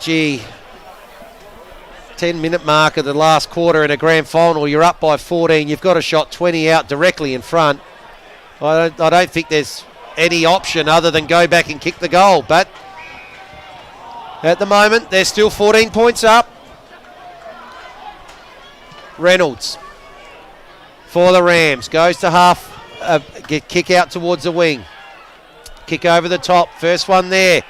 It's going to be Schwartz. Dodges one. Opportunity here to kick the ball towards Wonky. Wonky takes the mark. Is this a 2-goal turnaround? We can't look into the mind of the man who dominated a quarter, but that was an instinctive action, and he'll be still thinking about it, but the coach will say, get on with it. That's right, but Wonky here to bring it back into single margin deficit. 10.5 minutes. Trailing by 14. looking for his first goal since the first quarter. Kicks gone right to the teeth of goal. Punched actually back into play. Now it's a clearing kick back out towards a forward 50. Contest here. Important contest. Big contest. Grand final contest. Eagles have won it. Now the handball comes out wide to Jones. Jones gets the kick forward. Over to there. Grant. Grant gets the kick forward. There's a player free. Can he find him this time, Ortlepp? Can he kick it forward? The mark's going to be taken. He's made the right option this time. And the mark has been taken 15 metres out on a 45-degree angle. He's going down and saying, don't handball. Yeah, he's probably saying, don't handball. He's also saying, oh, for Pete's sake, kick the goal that I didn't. And can he do it here? Brad Jones. Tight angle, only 15 out. And this could be way back. You go back 3 minutes. Opportunity missed down this end of the ground. Shot at the other end, doesn't score. Can normal programming resume? Brad Jones. In he comes. Kick. Goal! 20 points the margin, Iggies. They're going to be hard to run down from here. 12-minute mark of the last quarter. Brad Jones, and I tell you what, the man who's going to be happiest that that went through is definitely Cameron Ortlepp, the man who gave him the ball. And they're the 4 goals here. The minor premiers here to wrestle back the lead. And they were like a swarm of bees coming down the ground. And well done to Jones, who created some space, didn't have an opponent as he ran to within 30 metres of goal. And the delivery was oh so good. And for as much as we said with Cameron Ortlepp, hey, settle down. He did. He's pushed that to one side, and that lead of 20 points is a big one. Just quickly, guys, Glenunga have had 5 tackles inside 50 after having 6 for the first 3 quarters. They just can't put it on the scoreboard, and it's slowly going away from those stats. Thanks, Camo, for them. Yeah, back to you guys. They are dissipating. That's the possibility of a comeback from Glenunga. And they're going to do the hard things as the free kick has gone to Sam Boots. No lack of effort. 5 tackles inside 50. They're just unable to manufacture and actually turn over that ball then and get a score. So kick to right in front of us here. Big pack. Up they go. Oh, mark almost taken there by Glenunga, but Shark there by Edwards. Couldn't actually get the ball onto his boot. Quick kick forward. Finds Bonnie. Bonnie now goes to half forward. Pack forms again. Excellent ball by behind. Shark there well by Prosser though. Handball comes over the back. Iggy's with the opportunity here. Good kick forward to find Dominic Grant. Grant, which way is he going to go? Oh, goes around the man on the mark. Almost tackled, gets the handball away. Spins out there, Reynolds. Reynolds now looking inside 50. Has he got somebody? He has! He's got someone, all right. Ortlepp again. He's going to give it off. Oh, now the mark's not taken by Camonsetto. Tackled. Collected high. Falls over. Now Glenunga with a chance. Oh, gee whiz. Cameron Ortlepp, just go back and have a shot for goal, man. Mark is taken by Isaac Ryan. He's kicked deep into the forward line. Run as fast as you can. McNeil! How about that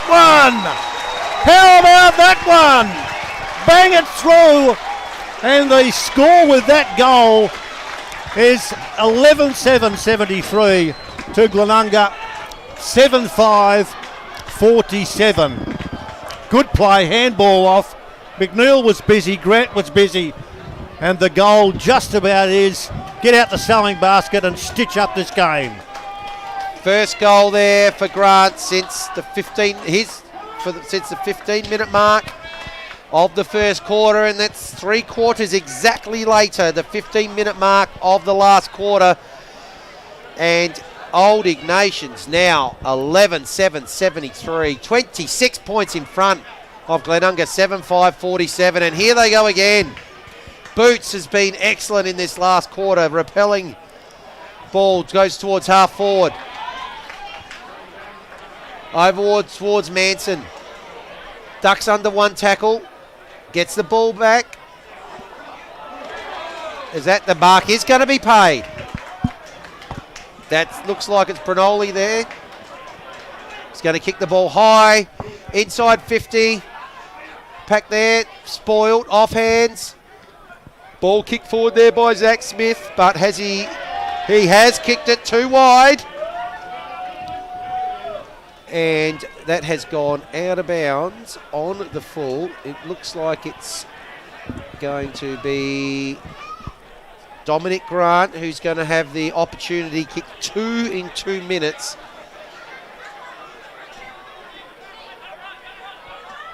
(26).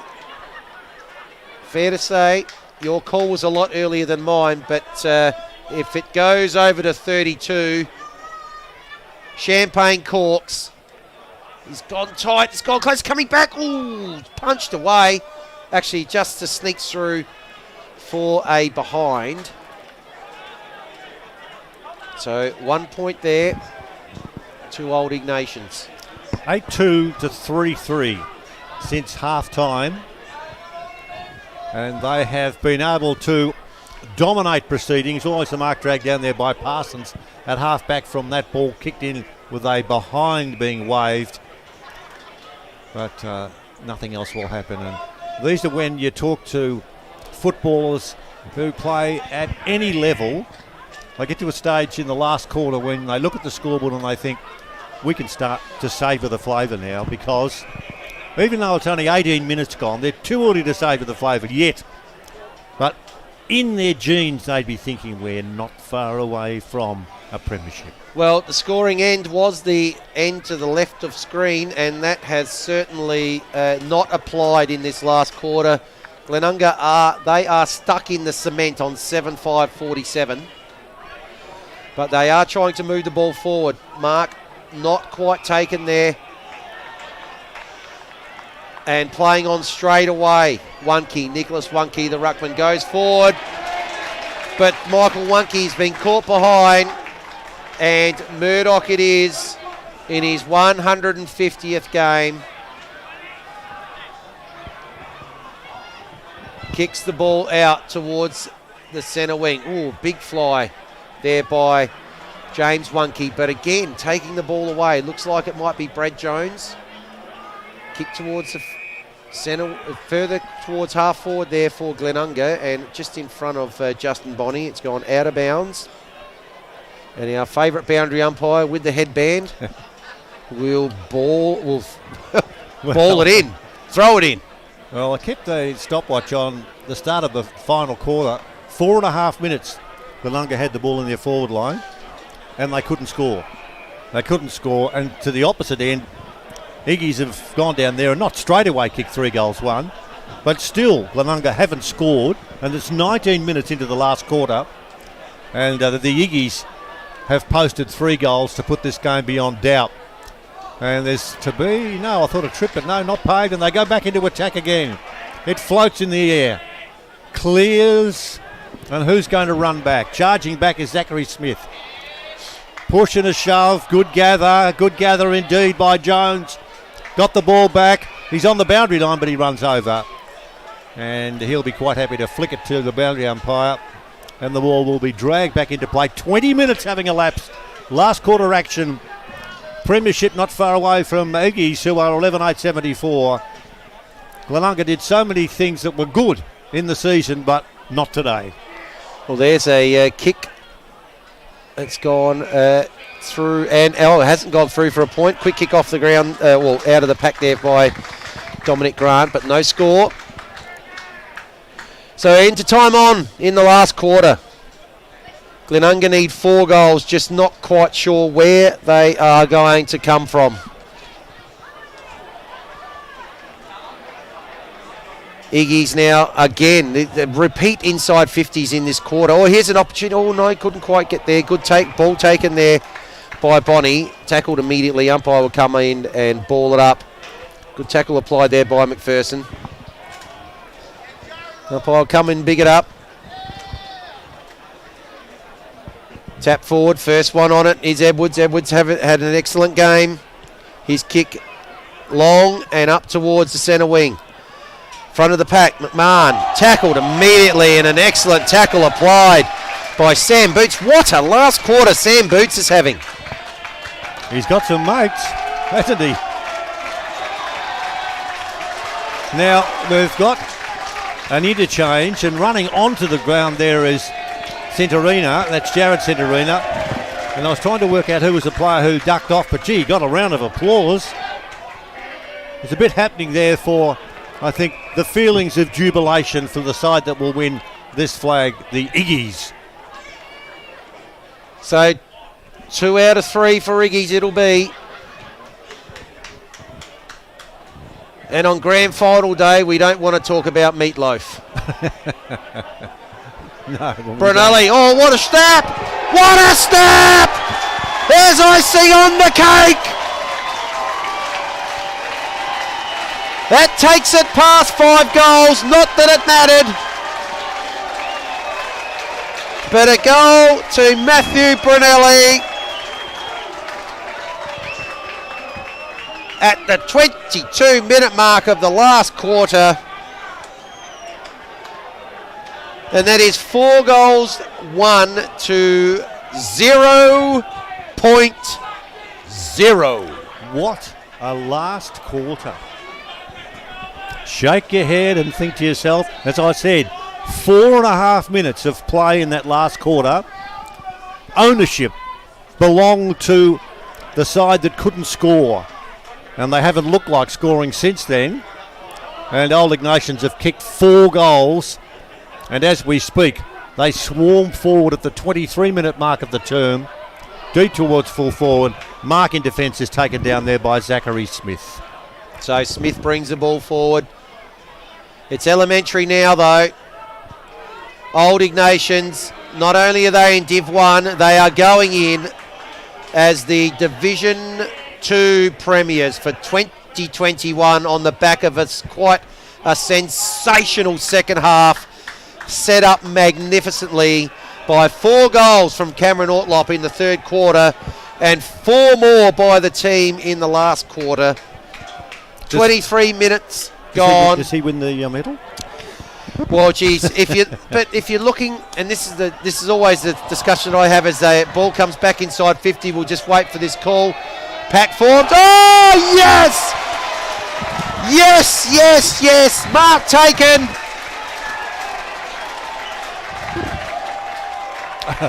20 metres out, directly in front. He's still smiling.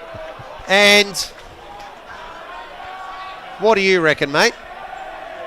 Brad Jones, what a mark.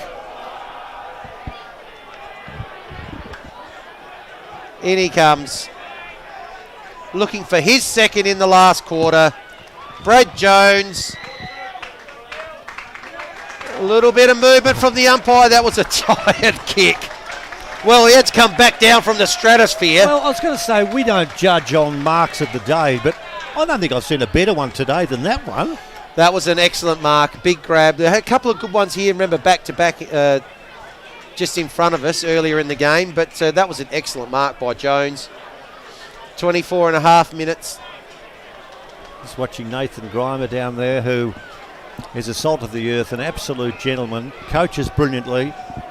Was with Sturk had for a period of time. fantastic year. Let's not, Yeah, I mean, absolutely. we celebrate what Iggies have done today, but let's not forget that, you know, this team, the minor premiers for this year, were 0-9 last year. They were more than double outscored on average. Yep. They went 16-2 this year. to finish minor premiers. To finish minor premiers. So, you know, magnificent work from Glenunga. Today has not been their day, but they're up in Div 1 next year, and they'll certainly be quite competitive. Now, umpires called play on there. Was that a mark? Well, there was a free kick out of the middle. Yeah. I didn't see what it was for, and the player with the free kick, the ball was dragged down to centre half forward. and he's gone for this dainty little short pass which didn't go anywhere, but it's not going to matter because they're going to bring the ball forward with the possibilities of another score. There's the mummy who's got all his face locked up in a mask, kicks the ball into the forward pocket. It's pushed away. The last few minutes of this game having elapsed. There'll be a smothered kick off the boot close to the boundary line. Now hooked in. That was a reasonable piece of play by Shaw in towards full forward. Who can grab it? No one can. There's some tired warriors down there. And there it is! Guess what? The ecstasy and the not so ecstasy.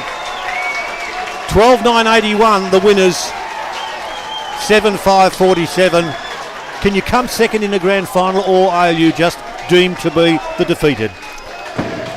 Well, there can only be one winner today, and that is Old Ignatians, and they have reversed that grand final defeat against Glenunga in 2019. They have also now beaten Glenunga 2 out of 3 times this year, and arguably they were the better side when they lost by 3 points as well. Early in, I think it was round 8 in the first meeting that they had. So, well played to Old Ignatians. Score correct, get boundary umpires, and that score tells you that the red, yellow and blue of Old Ignatians, 12-9-81, have defeated the Glenunga Rams, the minor premiers, on 7-5-47. Unfortunately, they did not score in that last quarter and allowed 4-2 to be kicked by Old Ignatians. So 9-3 after half time. That's not bad. Yeah, they certainly. Well, it was interesting. We were listening to Nathan Grimer, and one of the points that he did make, he said that they're very well coached and they're fit. And in their second quarter, they certainly did prove that point to be true. Yep. And this is not being patronising in any way, but the game that we've just witnessed, no spite. It was between two sides who were only conscious of one thing, getting access to the ball, playing fairly, and as soon as the game finished, as soon as the siren sounded, Nathan Grimer's over there now and he's talking to one of his troops in Michael Wunke, but the players from both sides got across, shook their hands. I'm not being trite in saying this. I think the spirit was evident right from the word go. The best side were good on the day and a lot better than Glenunga would have liked to have been, and a 34-point result. That's not bad. Oh, magnificent second half by Old Ignatians, and well deserved for them to finish out on top. They certainly dominated this game after half time. And there's a massive crowd of them gathering over there just to the right of where we are on the half forward and centre half forward area. There's a crowd and a half down there. Oh yeah, there's a massive crowd down there. It's fantastic to see, and just having a look, and they're taking it all in. I tell you what, I think it's going to be poor old Glenunga are going to have to probably hang around for a while. Why this big pack of Old Ignatians. Yep. Old Ignatians crowd disperses. Might be a little bit of time before we actually get the celebrations to happen here in the formalities. 5 of its 6 senior teams made the grand final, 3 men's and 2 women's. All 3 teams in the grand finals at Woodville today. And then, of course, we had Glenunga, 19 wins and no losses in the Division 2. We had them finishing second, 17-2 in the C2s. 2 women's teams made grand finals. Div 2 premiers, previously unbeaten Happy Valley by 21 points. Div 5 runners-up lost to Jeps Cross by 13. It's their 40th season in the Adelaide Football League. They joined in 1972. That's not a bad record. Geez, I'll tell you what an unbelievable anniversary that is for them. Yep. then, and for guys, both guys that not only an anniversary and a milestone, but for the guys with milestone games today. Of course, firstly in his 50th game was Brad Jones, his 50th game, and of course his 150th game for Austin Murdoch, who did a fantastic job on Michael. On Michael Wunke, the 3-time Ken Farmer medalist, and we're just getting set up at the moment with the celebrations. I don't think they're coming out of that pack anytime soon. There's just we've just got the camera on Glenunga at the moment, and they should be well proud of their season as well. But that's a massive gathering there for Old Ignatians, and you're right. I mean, even if you have a look, the amount of people around there, they certainly seem to, and I suppose having the three teams today here, and as you mentioned earlier, having all of those people here all day to support all day and hang around after the C grade that were unfortunately beaten by Henley. The B grade then came famously from 4 goals down halfway through the third. They only kicked 2 goals for the game.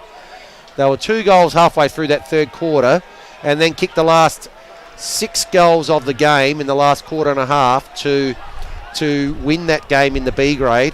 Similarly here in the A grade, they were unable to get off, didn't get off to the best start and unable to take the lead in at quarter time or half time, but then stormed home to win the second half comfortably and end up winning this game by 34 points. Let's just have a look at some of the stats as players start to finally come over. Inside 50s, Iggy's. Well, the Rams again had so many inside 50s early, but then when Iggy's did get the ball inside 50, they did make it count, kicking 4-2 to no score in that last quarter. Turnovers, pretty even. Tackles, pretty even. Tackles inside 50, even. Hit-outs well in favour of James Wunke, who had a fantastic game in the ruck. Clearances again, and centre clearances pretty even, but overall, it's certainly those stats probably reflect how the game actually panned out. And the one thing that I think is really important is that this group of footballers, not just the side that we've seen win in this game, they might never experience this again. This is a grand final. I've played a lot of sport in my days. I've never played in a premiership. Never. I've chased the backsides of people for a lot of times and never ever looked like playing in a premiership. They've won a flag. They now have a group that can celebrate and have anniversaries and get back and meet our mates. And, gee, remember that? Remember that day in September when we played in that match and we won? That will be their memory forever. And good on them. They played so well, and they're going to enjoy this and enjoy whatever follows. The best side in the day without any questions whatsoever, winning convincingly. Indeed, their second half, as we said, was that start of that third quarter was just so frenetic. Then it just tightened up again, and you just got the feeling that it was possibly going to break open, but it certainly did, and it actually broke open to the non-scoring end of the ground, and it was the Old Ignatians team that actually did exactly that and were able to actually really pull away after 3 such tight quarters. So we're just listening here for the presentations. Most of the players are sitting on their backsides, just resting. Good on them. And it's not just the players, but we talked about all the guys and girls who help out at the club. They're all part of it. The volunteers, they're all part of this premiership. Absolutely.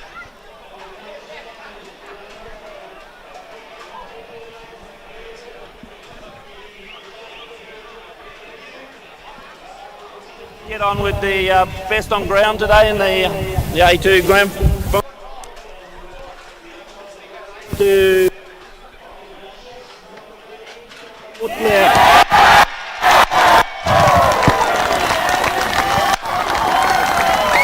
I reckon the bloke standing up might have kicked a few goals, but I tell you what, he might not be the one who wins. Geez, the he medal. could have had 6. He could have. He should have had a handful at least. and could have probably had 6. But well done to Cameron Ortlepp. You've been talked to him. From Glenunga, Alex, you guys had an unreal season. You guys are really proud of how you conduct yourself. So thanks for such a great game.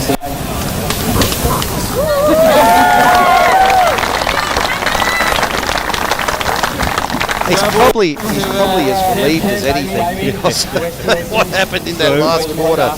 Good on him. Good on him. Get us where we want to be, and we're here, boys.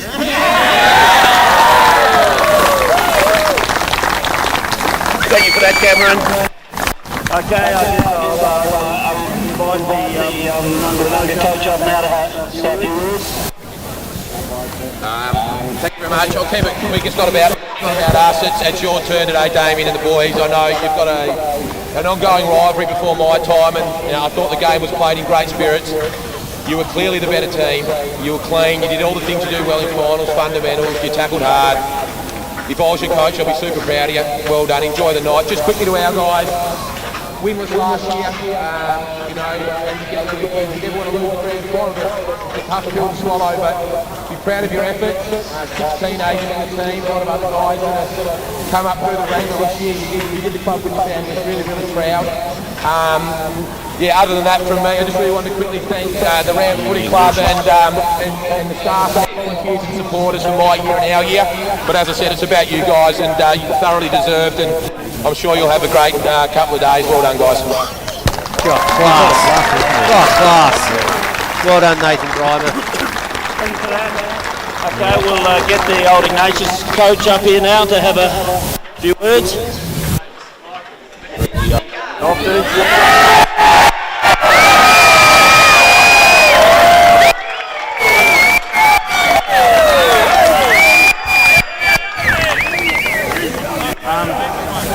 To Nathan and Glenunga, last couple of years, or last 3 years, been enormous rivalry between our clubs. Congratulations on your season. It's a very competitive unit. We always lift our game to play, set the benchmark really high. Looking forward to playing next year in Division 1. So thanks very much.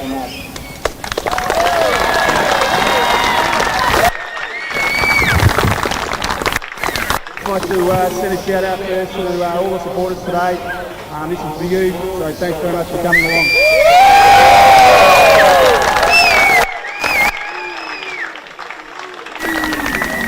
I'd just like to say to the players, congratulations, enormously proud. I will go on and on and on and on. I want to do it now, but enjoy this moment. It's rare air. Thank you.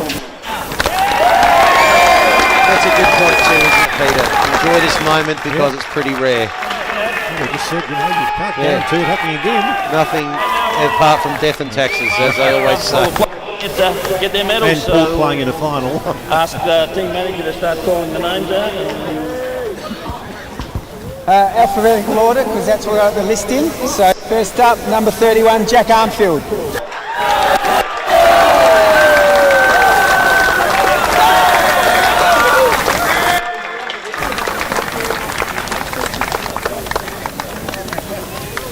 Number 24, Tim Big. The Mummy. Played a mighty game in ruck. He did. I like his head gear at the end of the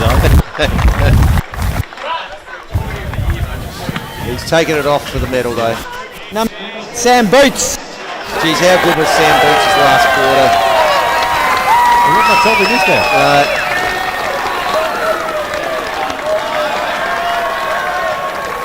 Former best and fairest. Number 48, Matt Brinoli. We love Brinoli. He was right in the thick of it early and didn't shirk an issue. And finished with the last number goal 9 of the game. Jared Centenera.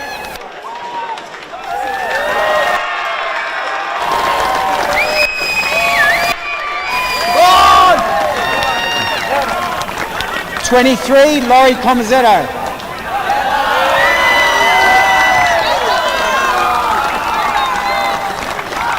Laurie Comazetto. No shoes on now. Yep. Just got bare feet. That's it. He Number was the 7, player brought Hugh in. Ferrari. Hugh Ferrari was good too.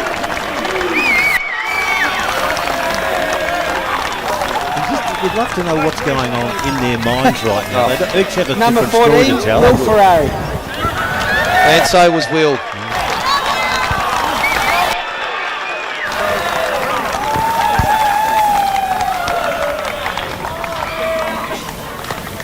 Number 35, Junior Grant. I'm sure the players will have their favourites too.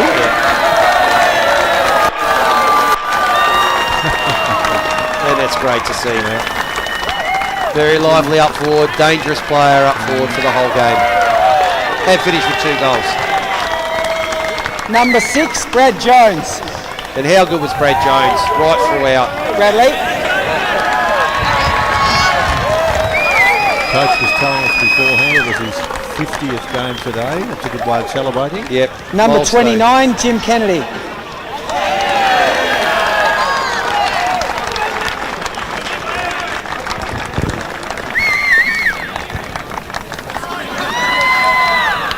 Number 12, Jack Manson. Love Manson's game on the wing. Got a lot of the ball, won a lot of one-on-one contests, which was really important.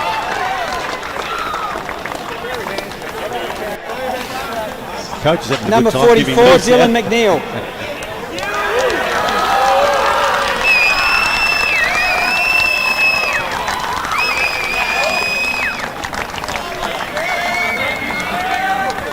Number 33, Cam McPherson.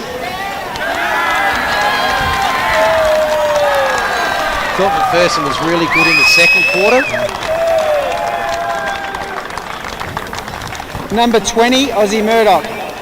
150 and a premiership. Come on, Ozzy, get some decent shots for you, mate. I think he's worn that same pair for every one of those 150 games. Number 30, Cam Ortlepp again. Again. And again. And again in that third quarter.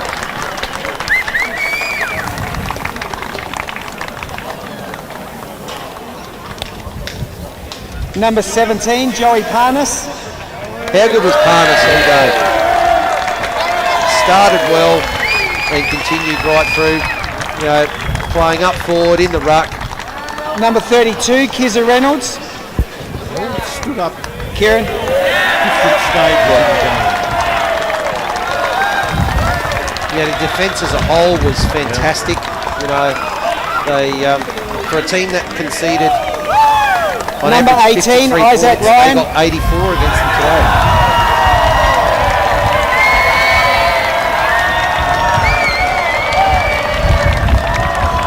Ryan was They good got in near the defence. ball, everyone cheered, didn't Yeah. they? He was good in defence. Number 11, Woody Shaw.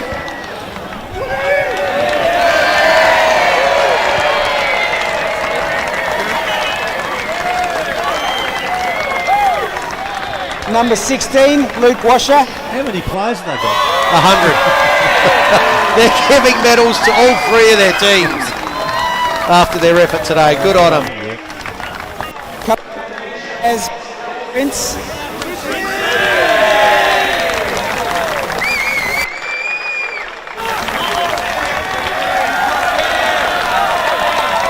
There's Big the Princey. He's a big boy. Connor O'Brien.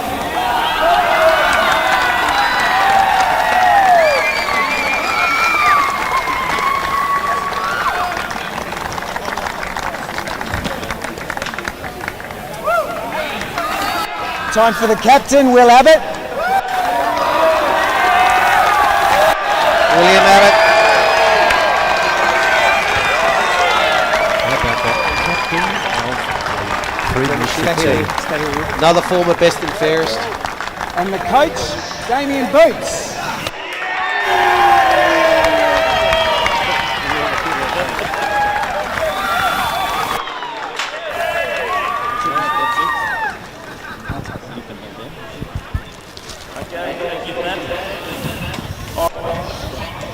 to the main part. On behalf of the Adelaide Football League, we'd like to thank and present Old Ignatians Football Club, the Division 2 Good point. chip for 2000.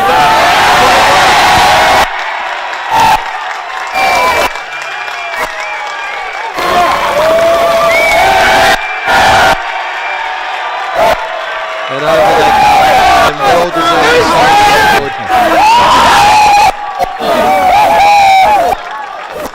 34-point winners here in the Breakthrough Mental Health Division 2 Grand Final for 2021. Celebrate Old Ignatians. They won the A's. They won the B's. They fell short in the C grade as the first game of today. What a magnificent day it has been here at Woodville Oval. No doubt about that, my friend. And as we look to our left, we see the vanquished who are being greeted there by their partners as they wander from the ground, just going through the motions and listening to the superb presentation of a speech at the end of the day by Nathan Grimer saying, 6 kids, 6 teenagers in that team, and we'll fight back, we'll do all right, walk away, be proud of your efforts, but look ahead to making it a bit better. And he lost no friends with the way in which he spoke to his troops, and now they take the journey back into the club rooms or wherever they might be and have a ponder about the meaning of football life and do what they need to do now after a superb year of football, but not the way they wanted to finish it. A superb year of football indeed. They only lost the 2 games in the minor round and had a comfortable win last week against Sacred Heart Old Collegians.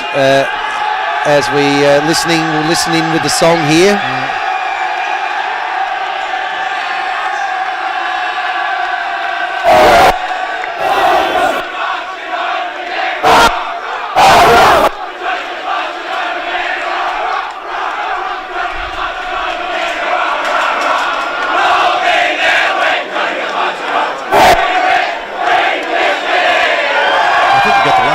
I think we've got the last bit there. Well done to Old Ignatians. They well deserved, sung the song. There's still a massive gathering of them out there. Obviously 3 teams that played today. So, and what a year it's been for us. It's our first year of community football here in the Adelaide Footy League, doing the 2 broadcasts, and what an absolute ball we have had for the whole year this year. We're just waiting here now. It looks like Nick might have the man of the moment, Cam Ortlepp, and we're going to cross down to the interview with the best on ground today in the Division 2 Grand Final. Yes, voted by the umpires as best on ground and voted by us best on ground. Cameron Ortlepp, and now a premiership player, Division 2 going up to Division 1. Describe the feeling. Oh mate, it's unreal. We've worked a long time to get to this point, mate. Put in 2-3 years of hard work in Div 2. It's an unbelievable feeling, mate. A few years ago, you guys actually played Glenunga in a grand final and unfortunately went down. What does it mean today to get one back on them? Oh, mate, it's really, it's great to get one back. It wouldn't have mattered who it was against, but we've had a good rivalry with them now for a couple of years down in Div 3. Then we moved up to Div 2, and I'm sure that rivalry will continue next year into Division 1. But they're a great club, and they've done really well. So props to them today. They've done extremely well. 4 goals in the third quarter. 4 goals. We spoke about it at halftime. Someone's going to break open the game.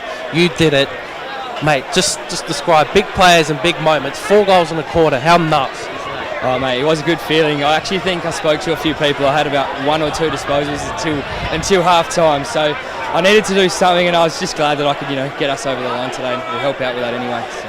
I'll let you get back with your teammates. Congratulations, and you'll be playing Division 1 football next year. Good luck. Thank you very much, mate. Cheers. Thank you. Yes, exactly right. A couple of claps from us up here too. Cameron Ortlepp, the best player of the day is the guy who actually has the biggest influence. It doesn't have to necessarily have the most possessions. Doesn't necessarily have to play 4 quarters of football. What he needs to be is, when the game is on the line, who is the player that actually breaks it open. And in that third quarter, it was number 30 for Old Ignatians. And, you know, we have a quiet one in 6 months' time, and we think about what happened today, and we visited Woodville. Oh, what did you remember about that game? The bloke who kicked 4 goals in 1 quarter. That would be automatic. And in 10 years' time, you'll still be saying that. He has now etched himself in the memory banks of his football club. So just having a look here, they're cheering off Aussie Murdoch with the Premiership Cup. 150 games. Yeah. What a way to celebrate. What a way to celebrate, Old Ignatians. And what a year we've had, Peter. Yes, it's been fun, most of all. We just absolutely love what we do here, being able to broadcast and bring this magnificent product, the Adelaide Football League, to you all every week.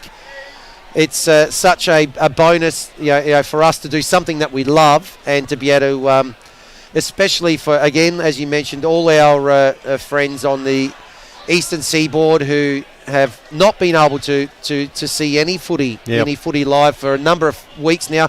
And let's include all those in New South Wales who are probably, you know, doing the same with the rugby league and the rugby union. And if we've been able to put a little bit of a smile and give some people their fix today of grand final football, then, you know, that's what community is all about. You know, it's about the volunteers, it's about the blood, the sweat and the tears that so many people put in so many countless hours to the club, and it's about these moments that make it all worth it. Yeah, just got to hope that Hungry Jack's are still open. So from us and on behalf of our team this year, it's been a magnificent year to everyone that's helped out throughout the year. To our, specifically thanks to Sports Interactive and Dartfish, Filming Footy, who bring us our broadcast every week, to our pre-game and post-game brought to us by catch.com.au, to our boundary rider brought to us by Villies, our favourite product, and also to our winner of the magnificent Archie's Thongs, who give us our player of the day. Well, I think that is about it from us, to our team, to Tim, our magnificent producer, who's just he's had curveballs thrown at him week after week. He's this still on year, medication, you know. And he has just risen above, to James, our expert cameraman, to our boundary rider, Nick Cosme, to Ned, who's helped with commentary throughout the year, to yourself. Of course, it's been fantastic to have you on board. To Tony Neal, our esteemed commentator and performance guru, who's done so many teams. On behalf of all our team here, we thank every single one of the people that has tuned in during the year to listen and watch our broadcasts. We've had so much fun bringing them to you. Enjoy the off-season, and let's hope that we had enough of you here to get the numbers up so we can do it all again in 2022. And thank you so much for your support, friendship. It's all about the team, and that's what we have here, a good team. At Dartfish, it has been an absolute pleasure to bring you the football. We will just cross down and watch some of these last few moments here as we do for Old Ignatians. But from us, we say thank you, we say good night, and we say see you next year.